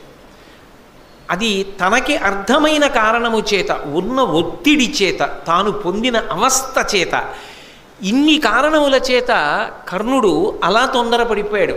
ఆ స్థానంలో అంతకన్నా ఎవరైనా నిగ్రహించుకోగలరా అంటే అది వారి సమర్థత మీద ఆధారపడి ఉంటుంది. ఇన్ని మాటలని సరే, యుద్ధం ప్రారంభమయ్యింది. యుద్ధం నడుస్తోంది. భీష్ముడు సర్వసైన్యాధిపత్యంలో ఉండగా కర్ణుడు యుద్ధం చెయ్యడు. ఈలోగా 10 రోజుల యుద్ధం తర్వాత భీష్మాచార్యుల వారు పడిపోయారు. పడిపోవడం అంటే శిఖండివి అడ్డుపెట్టి అర్జునుడు వేసిన బాణములకు అంపశయ్య మీద పడిపోయాడు ఆయన. ఇక యుద్ధం చెయ్యడు. ద్రోణాచార్యుల వారికి సర్వసైన్యాధిపత్యం ఇచ్చారు. ద్రోణాచార్యుల వారికి సర్వసైన్యాధిపత్యం ఇచ్చిన తర్వాత 3వ రోజు యుద్ధం జరుగుతోంది. ఆ 3వ రోజు యుద్ధం జరుగుతున్నప్పుడు ఒక విశేషం జరిగింది. అభిమన్యుడితో యుద్ధం చేయాల్సి వచ్చింది. అర్జునుడితో కాదు. మీరు బాగా పట్టుకోవాలి. అర్జునుడితో కాదు, యుద్ధము అభిమన్యుడితో. అర్జునుడు యుద్ధం చేస్తున్నప్పుడు పక్కన ధర్మజ భీమ నకుల సహదేవులు ఉంటారు. అభిమన్యుడు యుద్ధం చేస్తున్నప్పుడు తండ్రి అర్జునుడు లేడు, ధర్మరాజు భీముడు నకులుడు సహదేవుడు లేరు, ఎందుకంటే సైంధవుడు అడ్డుపడ్డాడు. అటువంటప్పుడు యుద్ధం చేశాడు. అటువంటి యుద్ధంలో అభిమన్యుణ్ణి కర్ణుడు ఓడించాడా, పడగొట్టగలిగాడా? అదొక పెద్ద అగ్ని పరీక్షే కర్ణుడి జీవితానికి. ఎందుచేత అంటే మహాభారతాన్ని బాగా అధ్యయనం చేసినటువంటి పెద్దలు, దాన్ని సారాన్ని బాగా వంట పట్టించుకున్న పెద్దలు ఒక మాట అంటారు, అభిమన్యు అన్న పేరు రావడానికి కారణం ఏంటంటే శత్రువుల పట్ల అంత కోపంతో ఉంటాడు. అలాగే ఆయన తన పరాక్రమము తాను ప్రదర్శించేటప్పుడు అంత ఉత్సాహంగా ఉంటాడు. రెండు గొప్ప లక్షణములు కలబోయబడినటువంటి వ్యక్తి కాబట్టి అభిమన్యు అని పేరు. మహాభారతంలో మీరు చాలా జాగ్రత్తగా పరిశీలనం చేస్తే ఒకే ఒక్క వ్యక్తి యందు మీకు ధర్మరాజు గారు, భీముడు, అర్జునుడు, నకులుడు, సహదేవుడు ఐదుగురి యొక్క లక్షణములు కనపడడానికి అవకాశం ఉంటుంది, అభిమన్యుడు. అయితే అక్కడ రక్త సంబంధం ఒకటి ఉంది. పెద్దనాన్నగారి పోలిక వచ్చింది, ఇంకో చిన్న పెద్దనాన్నగారి పోలిక వచ్చింది, భీముడి పోలిక, నాన్నగారి పోలిక వచ్చింది, బాబాయిల పోలిక వచ్చింది అనొచ్చు. కానీ ఒక అద్భుతమైన పోలిక ఇంకొకటి వచ్చింది ఆయనకి. ఎవరిది? ఎలా అవకాశం? కృష్ణ పరమాత్మ పోలిక వచ్చింది. ఎందుకో తెలుసా? మేనమామ. పిల్లలకి మేనమామ పోలికలు కాస్త తొందరగా వస్తాయంటారు. మేనమామల ముద్దు మేలైన ముద్దు, తాతలకు తా ముద్దు తాను అబ్బాయి అని మేనమామ పోలిక వచ్చింది. అందుకే అభిమన్యుడు అన్న మాట ఎన్నిటిని కలుపుకుంటుంది అంటే, ఆ అభిమన్యుడు ఒక్కడు ధైర్యంలో ధర్మరాజు అంటారు. ధైర్యము అంటే ఏదో యుద్ధానికి వెళ్ళిన ధైర్యం అనుకోకండి, ధర్మానుష్ఠానంలో ధర్మాన్ని పట్టుకున్నప్పుడు వచ్చేటటువంటి ఒరిపిడిని తట్టుకోవడంలో ధర్మరాజు గారి పూనిక ఎటువంటిదో అభిమన్యుడి యొక్క పూనిక అటువంటిది. అది పెదనాన్నగారి నుంచి వచ్చింది. ఇంకా ఆయనకి భయంకరమైనటువంటి యుద్ధం చెయ్యడం, అది మామూలు యుద్ధం కాదు. ఇంకా 4వ వంతు సైన్యాన్ని ఒక పూటలో పడగొట్టాడు అభిమన్యుడు యుద్ధం చేసినప్పుడు. ద్రోణపర్వంలో అసలు అభిమన్యుడి యుద్ధం చదువుతుంటే, తిక్కన గారి ఆంధ్రీకరణ చదువుతుంటే ఆపి మధ్యలో పలహారం చేయడానికి కూడా వెళ్ళబుద్ధి అయింది. అంత గొప్ప ఆంధ్రీకరణ చేశాడు మహానుభావుడు తిక్కన గారు. అంత గొప్ప యుద్ధం చేశాడు. ఒక పూటలో 4వ వంతు సైన్యాన్ని పడగొట్టాడు. అందుకే భీమసేనుడు యుద్ధం ఎలా ఉంటుందో అంత భయంకర యుద్ధం చేస్తాడు. అందుకని చిన్న పెదనాన్నగారి పోలిక వచ్చింది, భీముడు పోలిక. మరి పెదనాన్నగారు ధర్మరాజు గారు, చిన్న పెదనాన్నగారు భీమసేనుడు. తండ్రి గారి పోలిక వచ్చింది. తండ్రి గారి పోలిక ఎక్కడి నుంచి వచ్చింది అంటే, రూపమునందు అర్జునుడి యొక్క రూపం ఎలా ఉంటుందో ముమ్మూర్తులా అలా ఉంటాడు. మరి తండ్రికి కొడుకు కదూ, అందుకని. పాండిత్యమునందు అర్జునుడికి ధనుర్వేదం ఎంత బాగా తెలుసో, అస్త్రశస్త్రములను ఎంత బాగా వాడతాడో అంత గొప్ప పాండిత్యం అభిమన్యుడికి వచ్చు. దానితో పాటుగా పరాక్రమమునందు విజృంభించి శత్రువుల్ని పడగొట్టడంలో, ఆ పరాక్రమమునందు ఈ మూడిటి యందు అర్జునుడి యొక్క పోలికొచ్చింది. వినయానికి మారుపేరుగా నకుల సహదేవుల యొక్క పోలికొచ్చింది, బాబాయిల పోలికొచ్చింది. ఇక పవిత్రమైనటువంటి హృదయంతో ఉండడంలో, ఎప్పుడు హృదయమునందు పవిత్రత చెక్కు చెదరకుండా ఉండడంలో మేనమావ పోలికొచ్చింది. అందుకే మహాభారతంలో అభిమన్యుడు ఒక పెద్ద మెరుపు. ఇన్ని పోలికలు ఉపపాండవుల్లో కూడా ఎవరికి రాలా. అసలు కృష్ణుడి పోలిక రావడానికి రక్త సంబంధం చెప్పవలసి వస్తే అధికారం ఉన్నవాడు ఈయనేగా. మేనమామ తొందరగా రావాలిగా, వచ్చింది కూడా. ఒక్కొక్కడికి మేనమామ పోలిక రాకపోవచ్చు, మేనమామ చాలా గొప్పవాడు అవ్వచ్చు, అయినా రావాలని ఉంది. అదే శాస్త్రం, ఆ మేనలుడికి తప్పకుండా వచ్చి ఉండాలని. రాకపోవచ్చు. కానీ ఈయనకి ఏమైందంటే అందరి ఉత్తమ గుణాలు పుచ్చుకున్నాడు, అందరి ఉత్తమ గుణాలు పుచ్చుకున్నాడు, అంత గొప్పవాడు. అటువంటి అభిమన్యుడు యుద్ధానికి వచ్చాడు. ఎందుకు వచ్చాడు? అది కూడా ఒక ఆశ్చర్యం. 3వ రోజు అర్జునుడు దూరంగా ఉన్నాడని తెలిసే పద్మవ్యూహాన్ని రచించాడు గురుడు ద్రోణాచార్యుల వారు. పద్మవ్యూహంలోకి ప్రవేశించడం ధర్మరాజుకి కానీ భీముడికి కానీ నకులుడికి కానీ సహదేవుడికి కానీ ఎవ్వరికీ తెలియదు. అది తెలిసున్నది ఎవరికి? నలుగురికి తెలుసు. ఒకటి శ్రీకృష్ణ పరమాత్మకి తెలుసు, 2 అర్జునుడికి తెలుసు, 3 కృష్ణుని యొక్క కుమారుడు ప్రద్యుమ్నుడికి తెలుసు, 4 అర్జునుడి దగ్గర ఉపదేశం పొందాడు కాబట్టి అభిమన్యుడికి తెలుసు. అభిమన్యుడు లోపలికి వెళ్ళగలడు కానీ బయటికి రావడం రాదు. ఎలా పద్మవ్యూహాన్ని భేదించడం? అర్జునుడు దూరంగా ఉన్నాడు యుద్ధంలో. అందుకని ధర్మరాజు అభిమన్యుడిని అడిగాడు, నాయనా నిన్ను పంపకూడదు పిల్లవాడివి, కానీ పద్మవ్యూహాన్ని భేదించగలవా అన్నాడు. అబ్బా పెద్దనాన్నగారు, ఎన్నాళ్ళకండి ఇంత గొప్ప అవకాశం? ఇవాళ నా ప్రతాపం విని మా నాన్నగారు పొంగిపోవాలి, నా ప్రతాపం చూసి గురువుగారు పరవశించిపోవాలి ద్రోణాచార్యుల వారు. అలా యుద్ధం చేస్తా.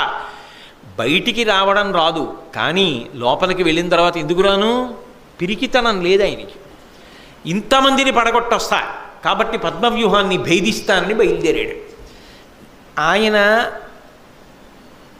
పద్మవ్యూహంలోకి వెళ్లే ముందు ధర్మరాజు గారు ఏమనుకున్నాడంటే, నేను భీముడు నకులుడు సహదేవుడు వెంట ఉంటాం కాబట్టి పిల్లవాడికి ఆపద రాదనుకున్నాడు. కానీ సైంధవుడు అడ్డుపడ్డాడు. వీళ్ళు 4 రాలేకపోయారు. కానీ చిత్సర పిడుగై ఆ రోజున అభిమన్యుడు భయంకరమైనటువంటి యుద్ధం చేశాడు. ఆ యుద్ధంలో అభిమన్యుడిని పడగొట్టాలి అని చెప్పి కర్ణుడు ఎదురొచ్చాడు. అభిమన్యుడు నవ్వి ప్రయోగించినటువంటి ఒక బాణం శరీరాన్ని తూట్లు పొడుస్తూ యువతల వైపు నుంచి దిగి అవతల వైపు నుంచి బయటికి వచ్చి భూమిలో దిగింది. అటువంటి బాణం వేశాడు. కర్ణుడు అభిమన్యుడికి ఎదురు నిలబడలేక యుద్ధభూమిని విడిచిపెట్టి పారిపోయాడు. ద్రోణుడు అన్న మాటకు అబద్ధం ఎక్కడుంది? యుద్ధభూమిని విడిచిపెట్టి పారిపోయాడు. భీష్ముడు అన్న మాటకి దోషం ఎక్కడుంది? ఎందుకని అంటే ఉండవలసినటువంటి రక్షణ, ఉండవలసినటువంటి అస్త్రశక్తి లోపించాయి కర్ణుని యందు. అభిమన్యుణ్ణే నెగ్గలేనివాడు అర్జునుణ్ణి ఎక్కడ నెగ్గుతాడు? అదొక అగ్ని పరీక్ష ఆయన జీవితంలో. పక్కకి వెళ్ళిపోయాడు. కానీ చెలరేగిపోయాడు అభిమన్యుడు ఆ రోజున. శల్యుడు ఆయన ధాటికి తట్టుకోలేక మూర్ఛపోయాడు. అసలు సైన్యం కాకావికలై యుద్ధభూమిని విడిచిపెట్టి 4 దిక్కులా పారిపోయింది. అటువంటి సమయంలో అడ్డొచ్చినటువంటి శల్యుడి తమ్ముణ్ణి చంపేశాడు.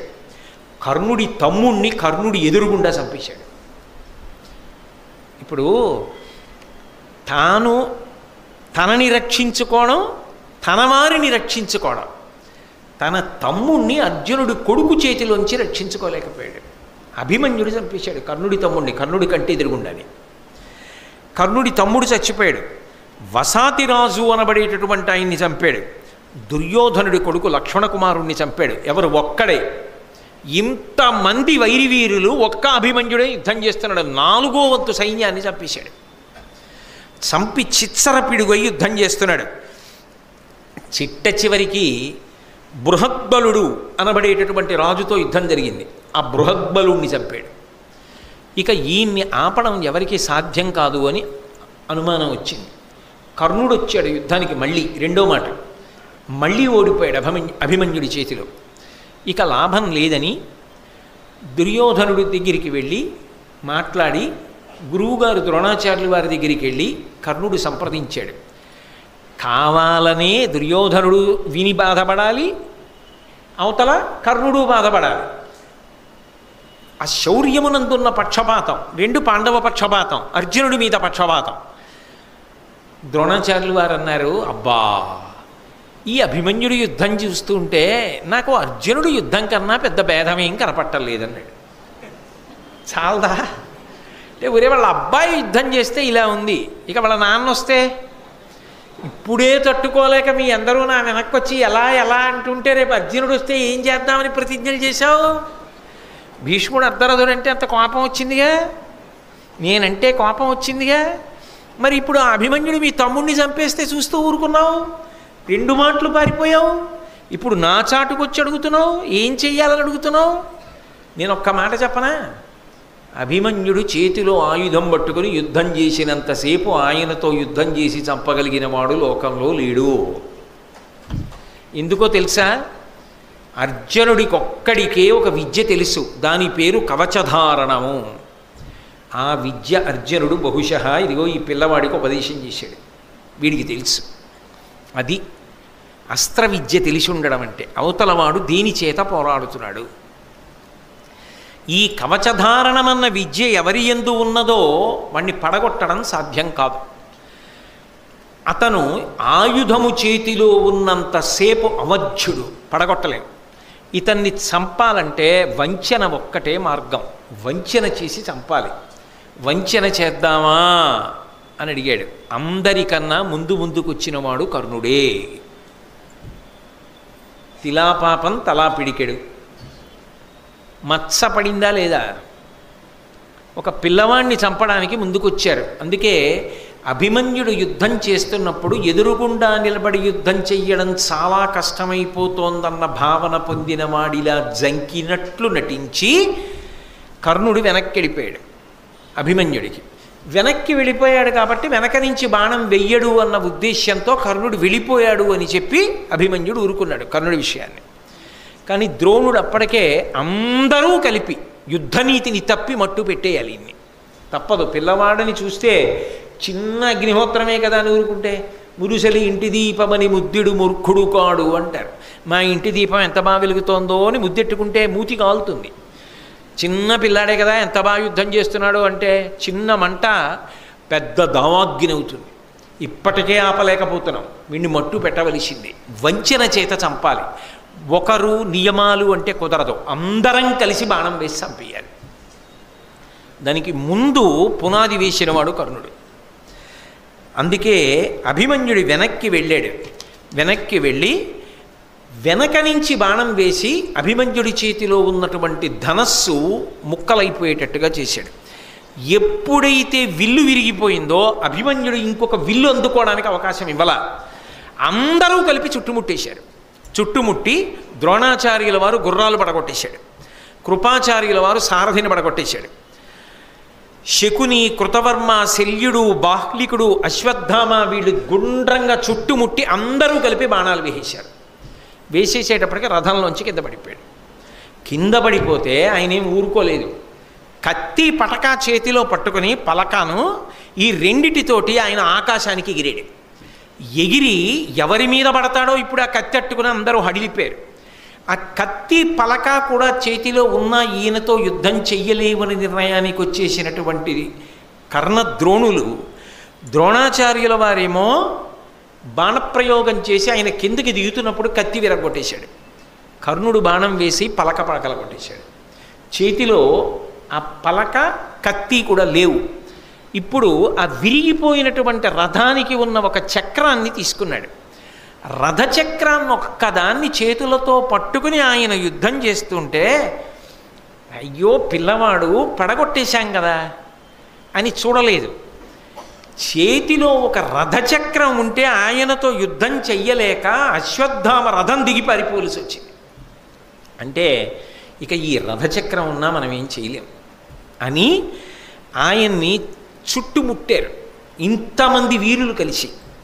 శకుని, కృతవర్మ, కృపాచార్యుడు, కర్ణుడు, శల్యుడు, అశ్వత్థామ ఇంతమంది కలిసి చుట్టుముట్టారు. చుట్టుముట్టి బాణప్రయోగం చేశారు. ఆ రథచక్రం కూడా తుత్తునియలై కింద పడిపోయింది. రథంలోంచి కింద పడ్డ గద దొరికింది. ఆ గద తీసుకుని యుద్ధం మొదలుపెట్టాడు. అది సర్వశాస్త్రపారంగత్వం అంటే. ఆ గదాయుద్ధం చేస్తూ మహానుభావుడు 10 మంది వసాతిరాజుల్ని ఏనుగులతో కలిపి చంపేశాడు ఒక్క గదతో. ఏమిటి ఇంతమంది చుట్టుముట్టి బాణాలు వేస్తూనే ఉన్నారు. గదతో బాణములను అడ్డుకుంటూ 10 మంది వసాతిరాజుల్ని, ఏనుగుల్ని, గుర్రాల్ని చంపాడు.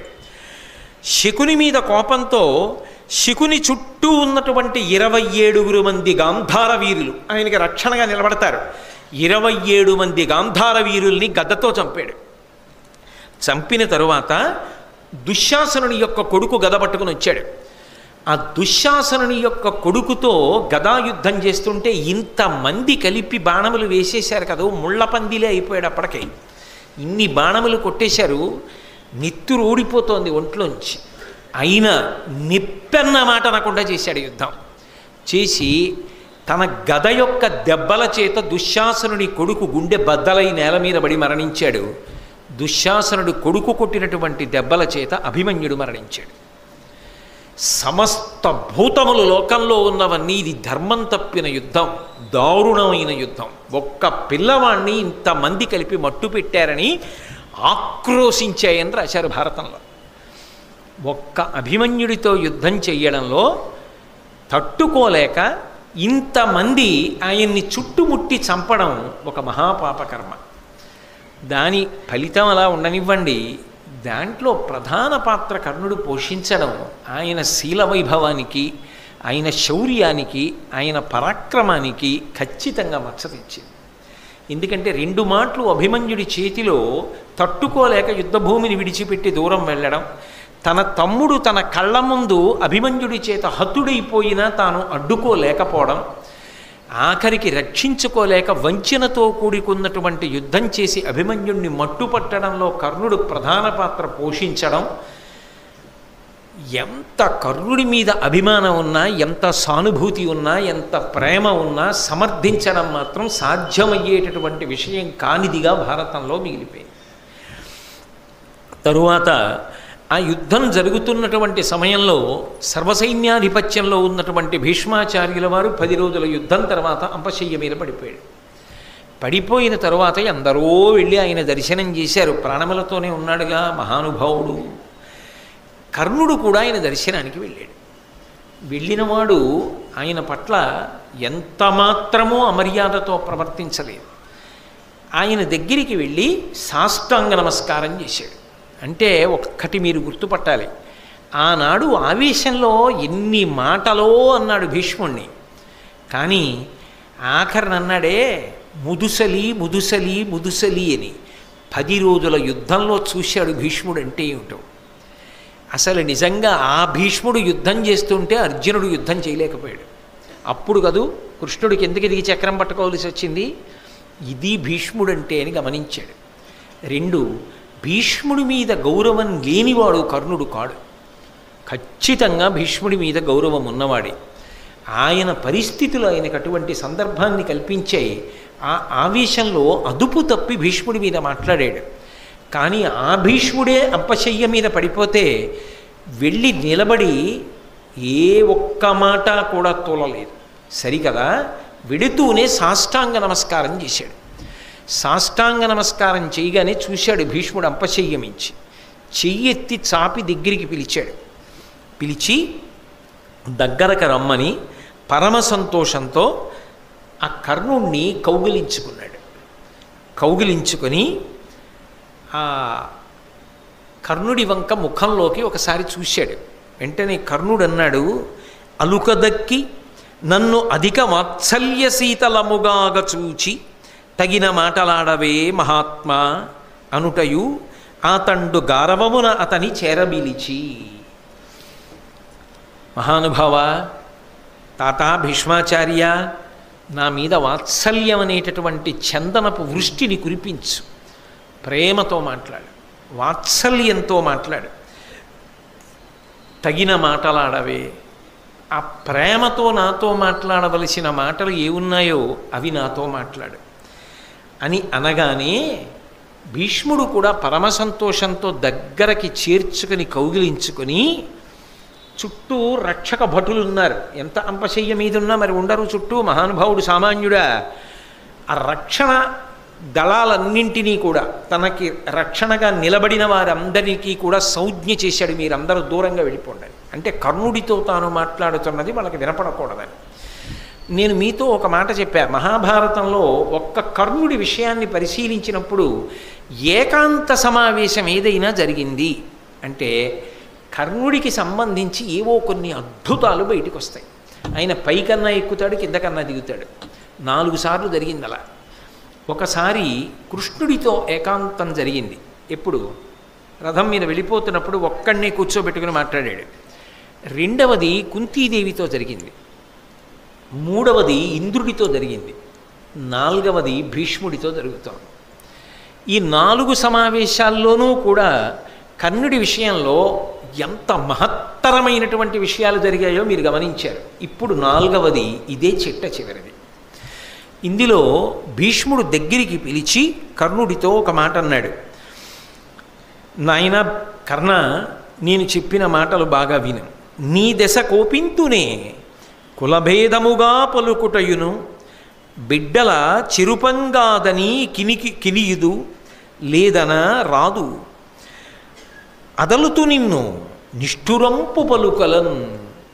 కర్ణ, అనేక పర్యాయాలు నేను నిన్ను చాలా కఠినమైన మాటలతో మందలించాను. ఎందుకు మందలించానో తెలుసా?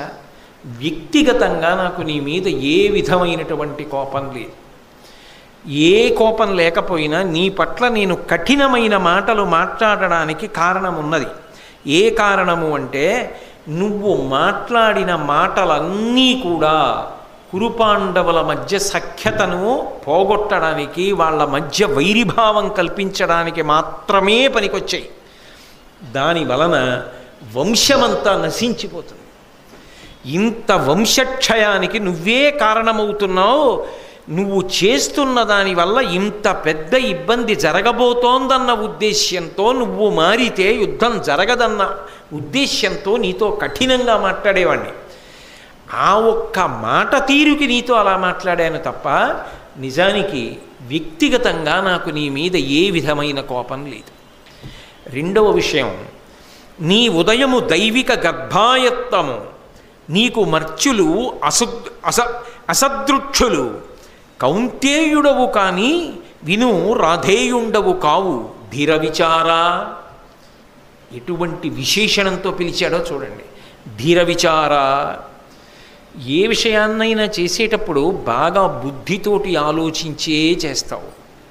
లేకపోతే నిజంగా ఆయన ప్రలోభాలకు లొంగాలంటే ఎన్ని మాటలు లొంగాలి?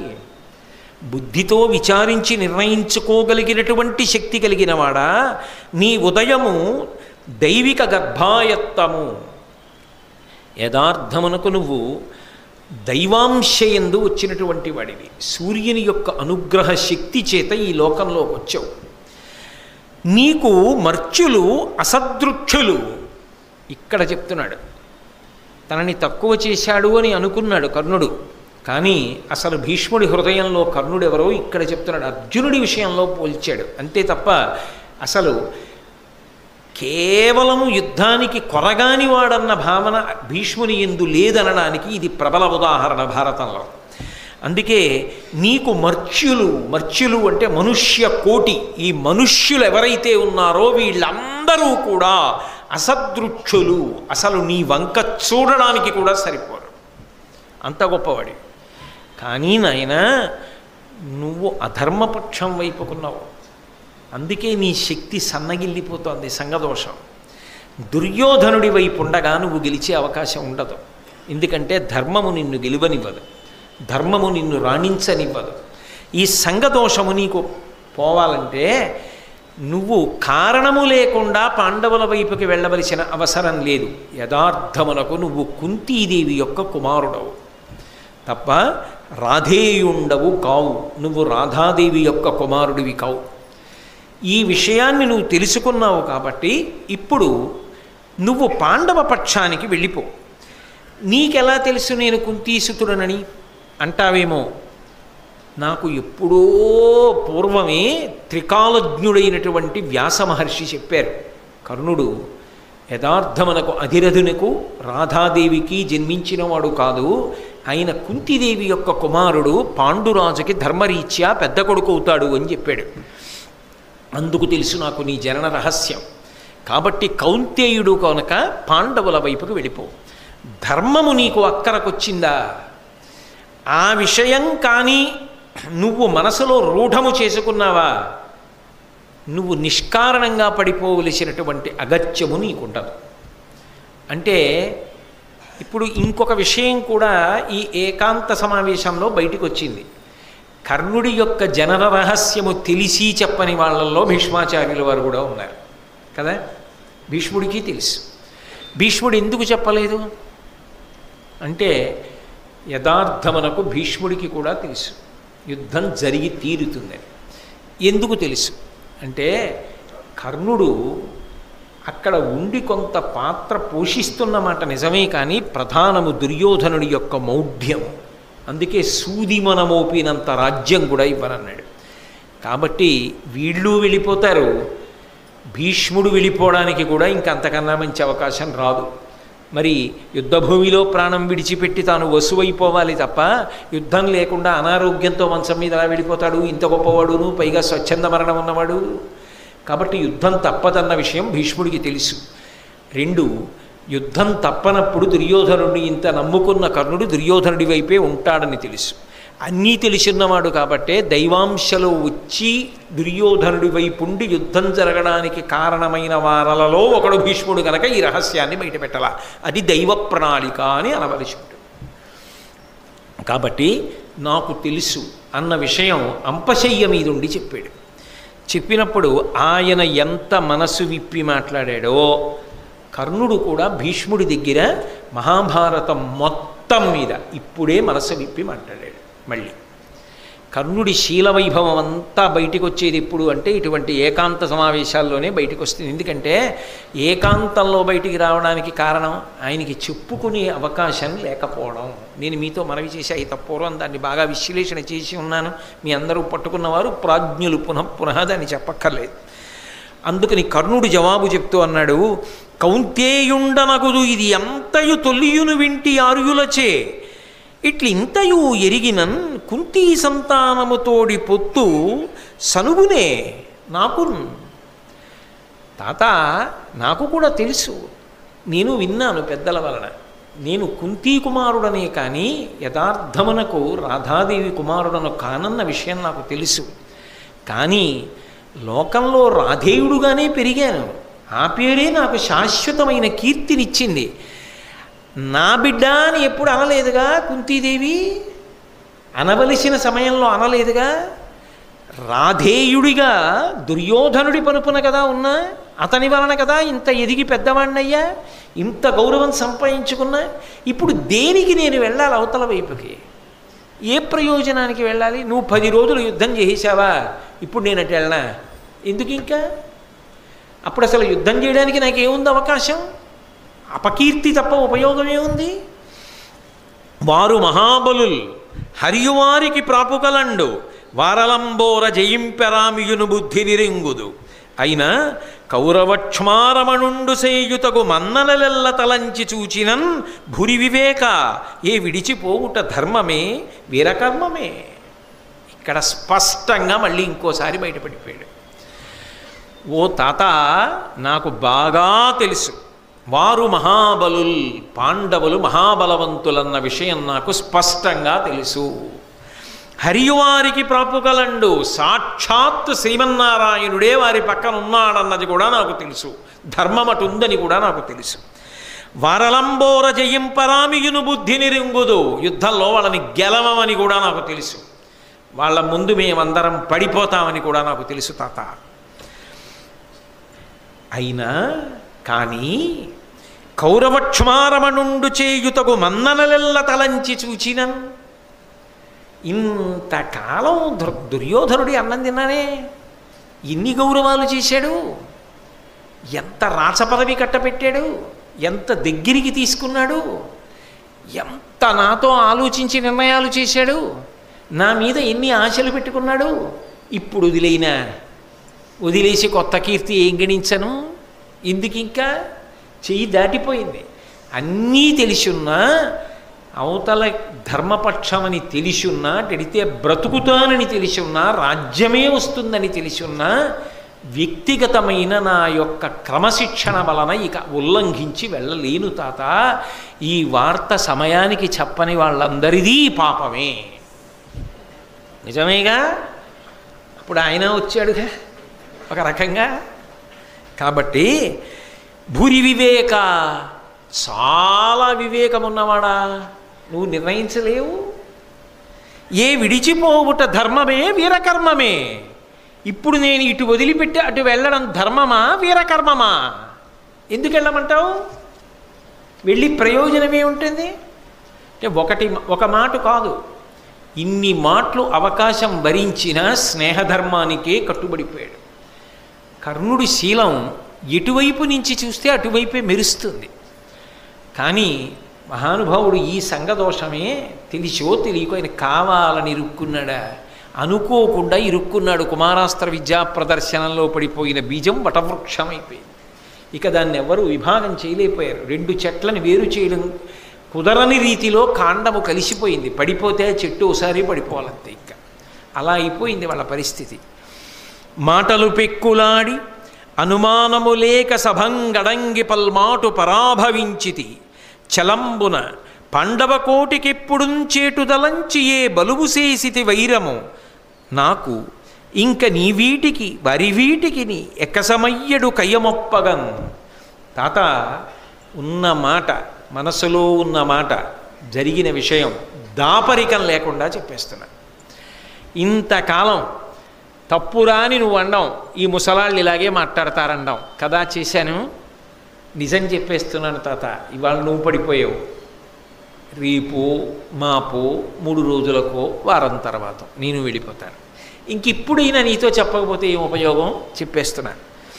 మాటలు పెక్కులాడి అనేకమైనటువంటి మాటలు మాట్లాడకూడనివి నేను మాట్లాడిన మాట వాస్తవమే తెలిసే మాట్లాడాను. అలా మాట్లాడకూడదని నాకు తెలుసు. అలా మాట్లాడడం తప్పని తెలుసు. అలా మాట్లాడి పాపం మూట కట్టుకుంటున్నాడని తెలుసు. అయినా మాట్లాడాను తాత. అనుమానము లేక సభంగడంగి పల్మాటు పరాభవించితి చలంబున. కేవలము మాత్సర్యంతో అర్జునుడు అంత ఎదుగుతున్నాడు. అంత అర్హత ఉండి నేను ఎదగలేకపోతున్నాను. నన్ను తొక్కేస్తోంది సమాజం. ఎదగడానికి నాకు లోపల ఉత్సాహం ఉన్నా నన్ను ఎదగనివ్వదు. అన్నీ ఆయనకి కలిసి వచ్చి ఎదుగుతున్నాడు. ఆయనకి కీర్తి పొందగలిగినంత శక్తి నాకుండి పొందలేకపోతున్నా.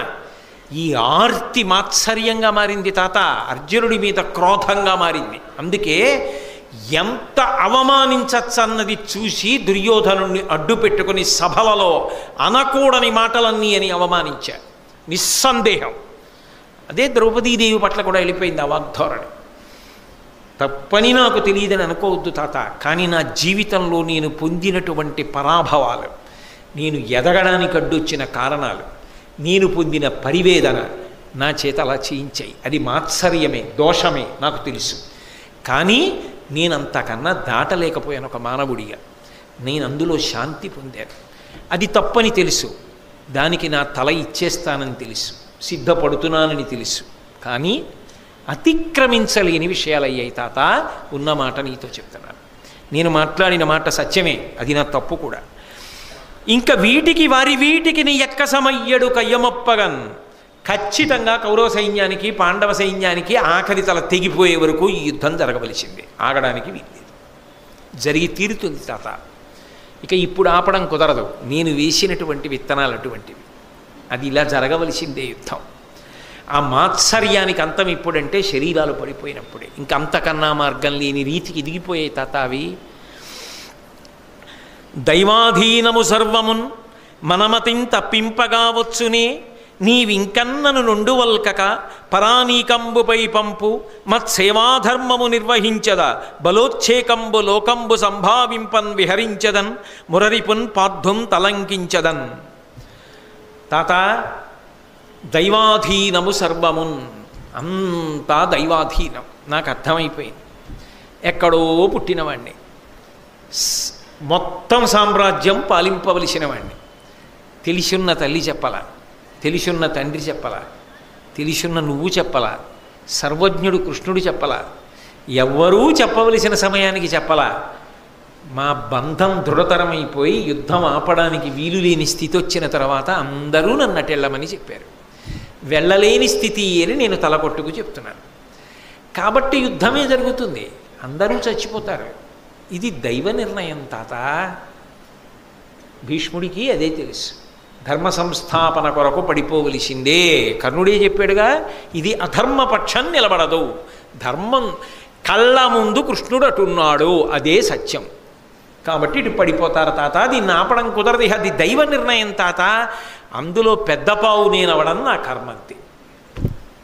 కాబట్టి పరానీకంబుపై పంపు, ఇటు పక్షాన్ని వదిలిపెట్టటెళ్ళని అనకు తాత, నన్ను పరమప్రీతితో ఆశీర్వచనం చేసి మన్నుటో మరణించుటో అటే పో యుద్ధానికి అని ఆశీర్వచనం చేసేయి తాత. బలోచ్ఛేకంబు లోకంబు సంభావింపన్ విహరించదన్, నా బలమేమిటో లోకం చూసేటట్టుగా నా సాధ్యమైనంత యుద్ధం చేసేస్తా. కృష్ణార్జునులు కూడా నా యుద్ధాన్ని చూసి అబ్బా కర్ణుడు సామాన్యుడు కాడు సుమా అని కనీసం అనేలా యుద్ధం చేసి వెళ్ళిపోతా. అదొక్కటే ఇక నాకు దక్కేది. నాకు తెలుసు తాత, నేను బ్రతకను, ఎవరూ బ్రతకరు, ఇది దైవ నిర్ణయం అలా అనిపించుకెళ్ళిపోతా. అసలు లోపల కోరికది. అంటే ఆయన లోపల నిర్ణయానికి వచ్చేసాడు, నేను గెలవను, పడిపోతానని తెలుసు. కర్ణుడికి తెలియంది ఏం లేదు. కానీ నేను మొదటి నుంచి మీకు మనవి చేస్తున్నాను, ఆయనని అని ప్రయోజనం లేదు. దైవ వ్యూహంలో ఆయన ఒక బలమైన పావు అంతే. అలాగే అన్ని వైపుల నుంచి నలిగిపోయాడు ఆ కర్ణుడు. అనవిని భీష్ముడిట్టులను అంతకుజాలుటెరుంగని సుయోధనునకు ఎప్పుడు నీదు భుజదర్పము కాదే సహాయము, ఎద్ది అతనికి ప్రియంబు దానిని ఉదాత్తమతింతక నచరింపు నీ మనమున సంతసిల్లు అనుమానము దక్కుమనుజ్ఞ ఇచ్చితిన్. కర్ణ, ఈ సందర్భం వచ్చింది కాబట్టి నేను కూడా చెప్తున్నా, నీ భుజబలం మీద నాకు ఎప్పుడూ అనుమానం లేదు. నువ్వు అంతటి శౌర్యం ఉన్నవాడివి, అంతటి పరాక్రమం ఉన్నవాడివి. నీ కంఠం తెగి నువ్వు పడిపోయిన యుద్ధభూమిలో కృష్ణార్జునులు అంటారు, అబ్బా ఏమి కర్ణుడు, ఏమి కర్ణుడి యుద్ధం అంటారు. నీ తల తెగిపోయిన రోజున భారత యుద్ధంలో పాల్గొన్న వీరులందరూ బతికిన వారంటారు, కర్ణుడు కర్ణుడే అంటారు. నీ కోరిక నెరవేరుతుంది. నాకు తెలుసు, అంతకు జాలుటెరుంగనే నీ శక్తి ఏమిటో నాకు తెలియదా కర్ణ, అంత శక్తివంతుడవి. కానీ అర్జునుడి ముందు నిలబడవు, నాకు తెలుసు. అందుకే చెప్పాను, ఇప్పుడు చెప్తున్నా. నిజమేలే, ఇంతకన్నా నీకు కూడా మార్గం లేదు. మనస్ఫూర్తిగా ఆశీర్వచనం చేస్తున్నాను కర్ణ. నీకు దుర్యోధనుడి మీద ఉన్నటువంటి మిత్రధర్మం అటువంటిది, దుర్యోధనుడు నీ మీద ఉరిగిన విధానం అటువంటిది. ఇప్పుడు ఇక నువ్వు తప్పుకోలేవు. ఇక నువ్వు యుద్ధం చేసి పడిపోకుండా ఉండడం నీకు సాధ్యం కాదు. కాబట్టి బతికినా చచ్చినా యుద్ధభూమి ఎంది. కాబట్టి దానిని ఉదాత్తమతిందగనాచరింపు నీ మనమున సంతశీల్లు. నీవు ఎలా చెయ్యాలనుకుంటున్నావో అలాగే చెయ్యి, సంతోషంగా చెయ్యి. తాత మాట కాదని వెళ్ళానని అనుకోక్కర్లా, నేనే చెప్తున్నా, వెళ్ళు, చెయ్యి. చేసి నువ్వు చెయ్యగలిగినంత యుద్ధం చేసేయి. చేసేస్తాడు కానీ గెలిపించేస్తాడు దుర్యోధనుడు. దాన్ని భీష్ముడు అండో కర్ణుడు అండో, అది చిత్రం. తెలిసి తమ కర్తవ్యములు తాము చేశాడు. కర్ణుడు ఎందుకు తక్కువవాడయ్యాడు? ఆయన తక్కువవాడనడానికి అవకాశం ఏం లేదు. కాబట్టి అనుమానము దక్కుమనుజ్ఞమిచ్చితిన్. ఇక మనసులో ఏ విధమైన శంక పెట్టుకోకు. ఆశీర్వచనం చేశాను, అనుమతి ఇచ్చాను, పో వెళ్ళు. బయలుదేరాడు కర్ణుడు. తాత ఆశీర్వదించావు, బయలుదేరుతున్నాను. ఇప్పుడు తనకి మనసు నిండా ఒక సంతోషం. తనకి తెలుసు భీష్ముడు తనకేమవుతాడో, భీష్ముడికి తెలుసని తనకి తెలియదు. కానీ అంతటి మహాయోధుడికి తెలిసింది, తనకి అనుబంధం ఉన్నది, అందరూ మన వల్ల తాను మనవడేనని. ఇవాళ మనస్ఫూర్తిగా తాత అని పిలిచాడు. అందరినీ పంపించేసి కౌగిట చేర్చుకున్నాడు భీష్ముడు. ఇన్నాళ్ళకి చందన శీతలంగా మాట్లాడు తాత ఇవాళ అని అడిగాడు కదూ, అంత ప్రేమగా మాట్లాడాడు. నీ జన్మరహస్యం తెలుసు అన్నాడు. ఇంతకన్నా నీకు మార్గం లేదురా మనవడా, వెళ్ళి యుద్ధానికి అన్నాడు. ఇంతకాలం వెళ్ళి ఏం చేస్తావనేవాడు, వెళ్ళి పాడైపోతావనేవాడు. ఆ భీష్ముడే ఇవాళ వెళ్ళు, అందరిది ఒకటే దారి అన్నాడు. కాబట్టి ఇప్పుడు తను అంతిమంగా ఏం చెయ్యాలో అది చెయ్యడానికి మార్గము రాచబాటబడింది. అమ్మయ్యా, గుండెల్లో ఉన్న ఒక బరువు తీర్చేసుకున్న ఏకాంతంలో కర్ణుడికి చెప్పేశా, నా దోషం లేదు అనుకున్నాడు భీష్ముడు. సంతోషంగా ఉన్నాడు. అమ్మయ్యా, ఇంకొక్కసారి మనసు విప్పి యుద్ధంలో ప్రాణం పోయే ముందు మాట్లాడేశా. కర్ణుడు సంతోషంగా ఉన్నాడు. ఇంత సంతోషంగా ఉన్నాడు, యుద్ధంలో గెలుస్తాడని దుర్యోధనుడు సంతోషంగా ఉన్నాడు. అందరూ సంతోషంగా ఉన్న తర్వాత ఇంకా యుద్ధం వైపుకు మనం ఎందుకు, మళ్ళీ రేపు 7ంటికి కలుసుకున్నప్పుడు మిగిలిన విషయాన్ని పరిశీలనం చేద్దాం. మంగళాశాసనపరైః మదాచార్య పురోగమైః సర్వైశ్చ పూర్వైరాచార్యైః తత్కృతాయాస్తు మంగళం. మంగళం కౌసలేంద్రాయ మహనీయ గుణాత్మనే చక్రవర్తి తనూజాయ సర్వభౌమాయ మంగళం. ఉమాకాంతాయ కాంతాయ కామితార్థప్రదాయినే శ్రీగిరీశాయ దేవాయ బలినాథాయ మంగళం. సర్వం శ్రీ ఉమామహేశ్వర పరబ్రహ్మార్పణమస్తు. స్వస్తి.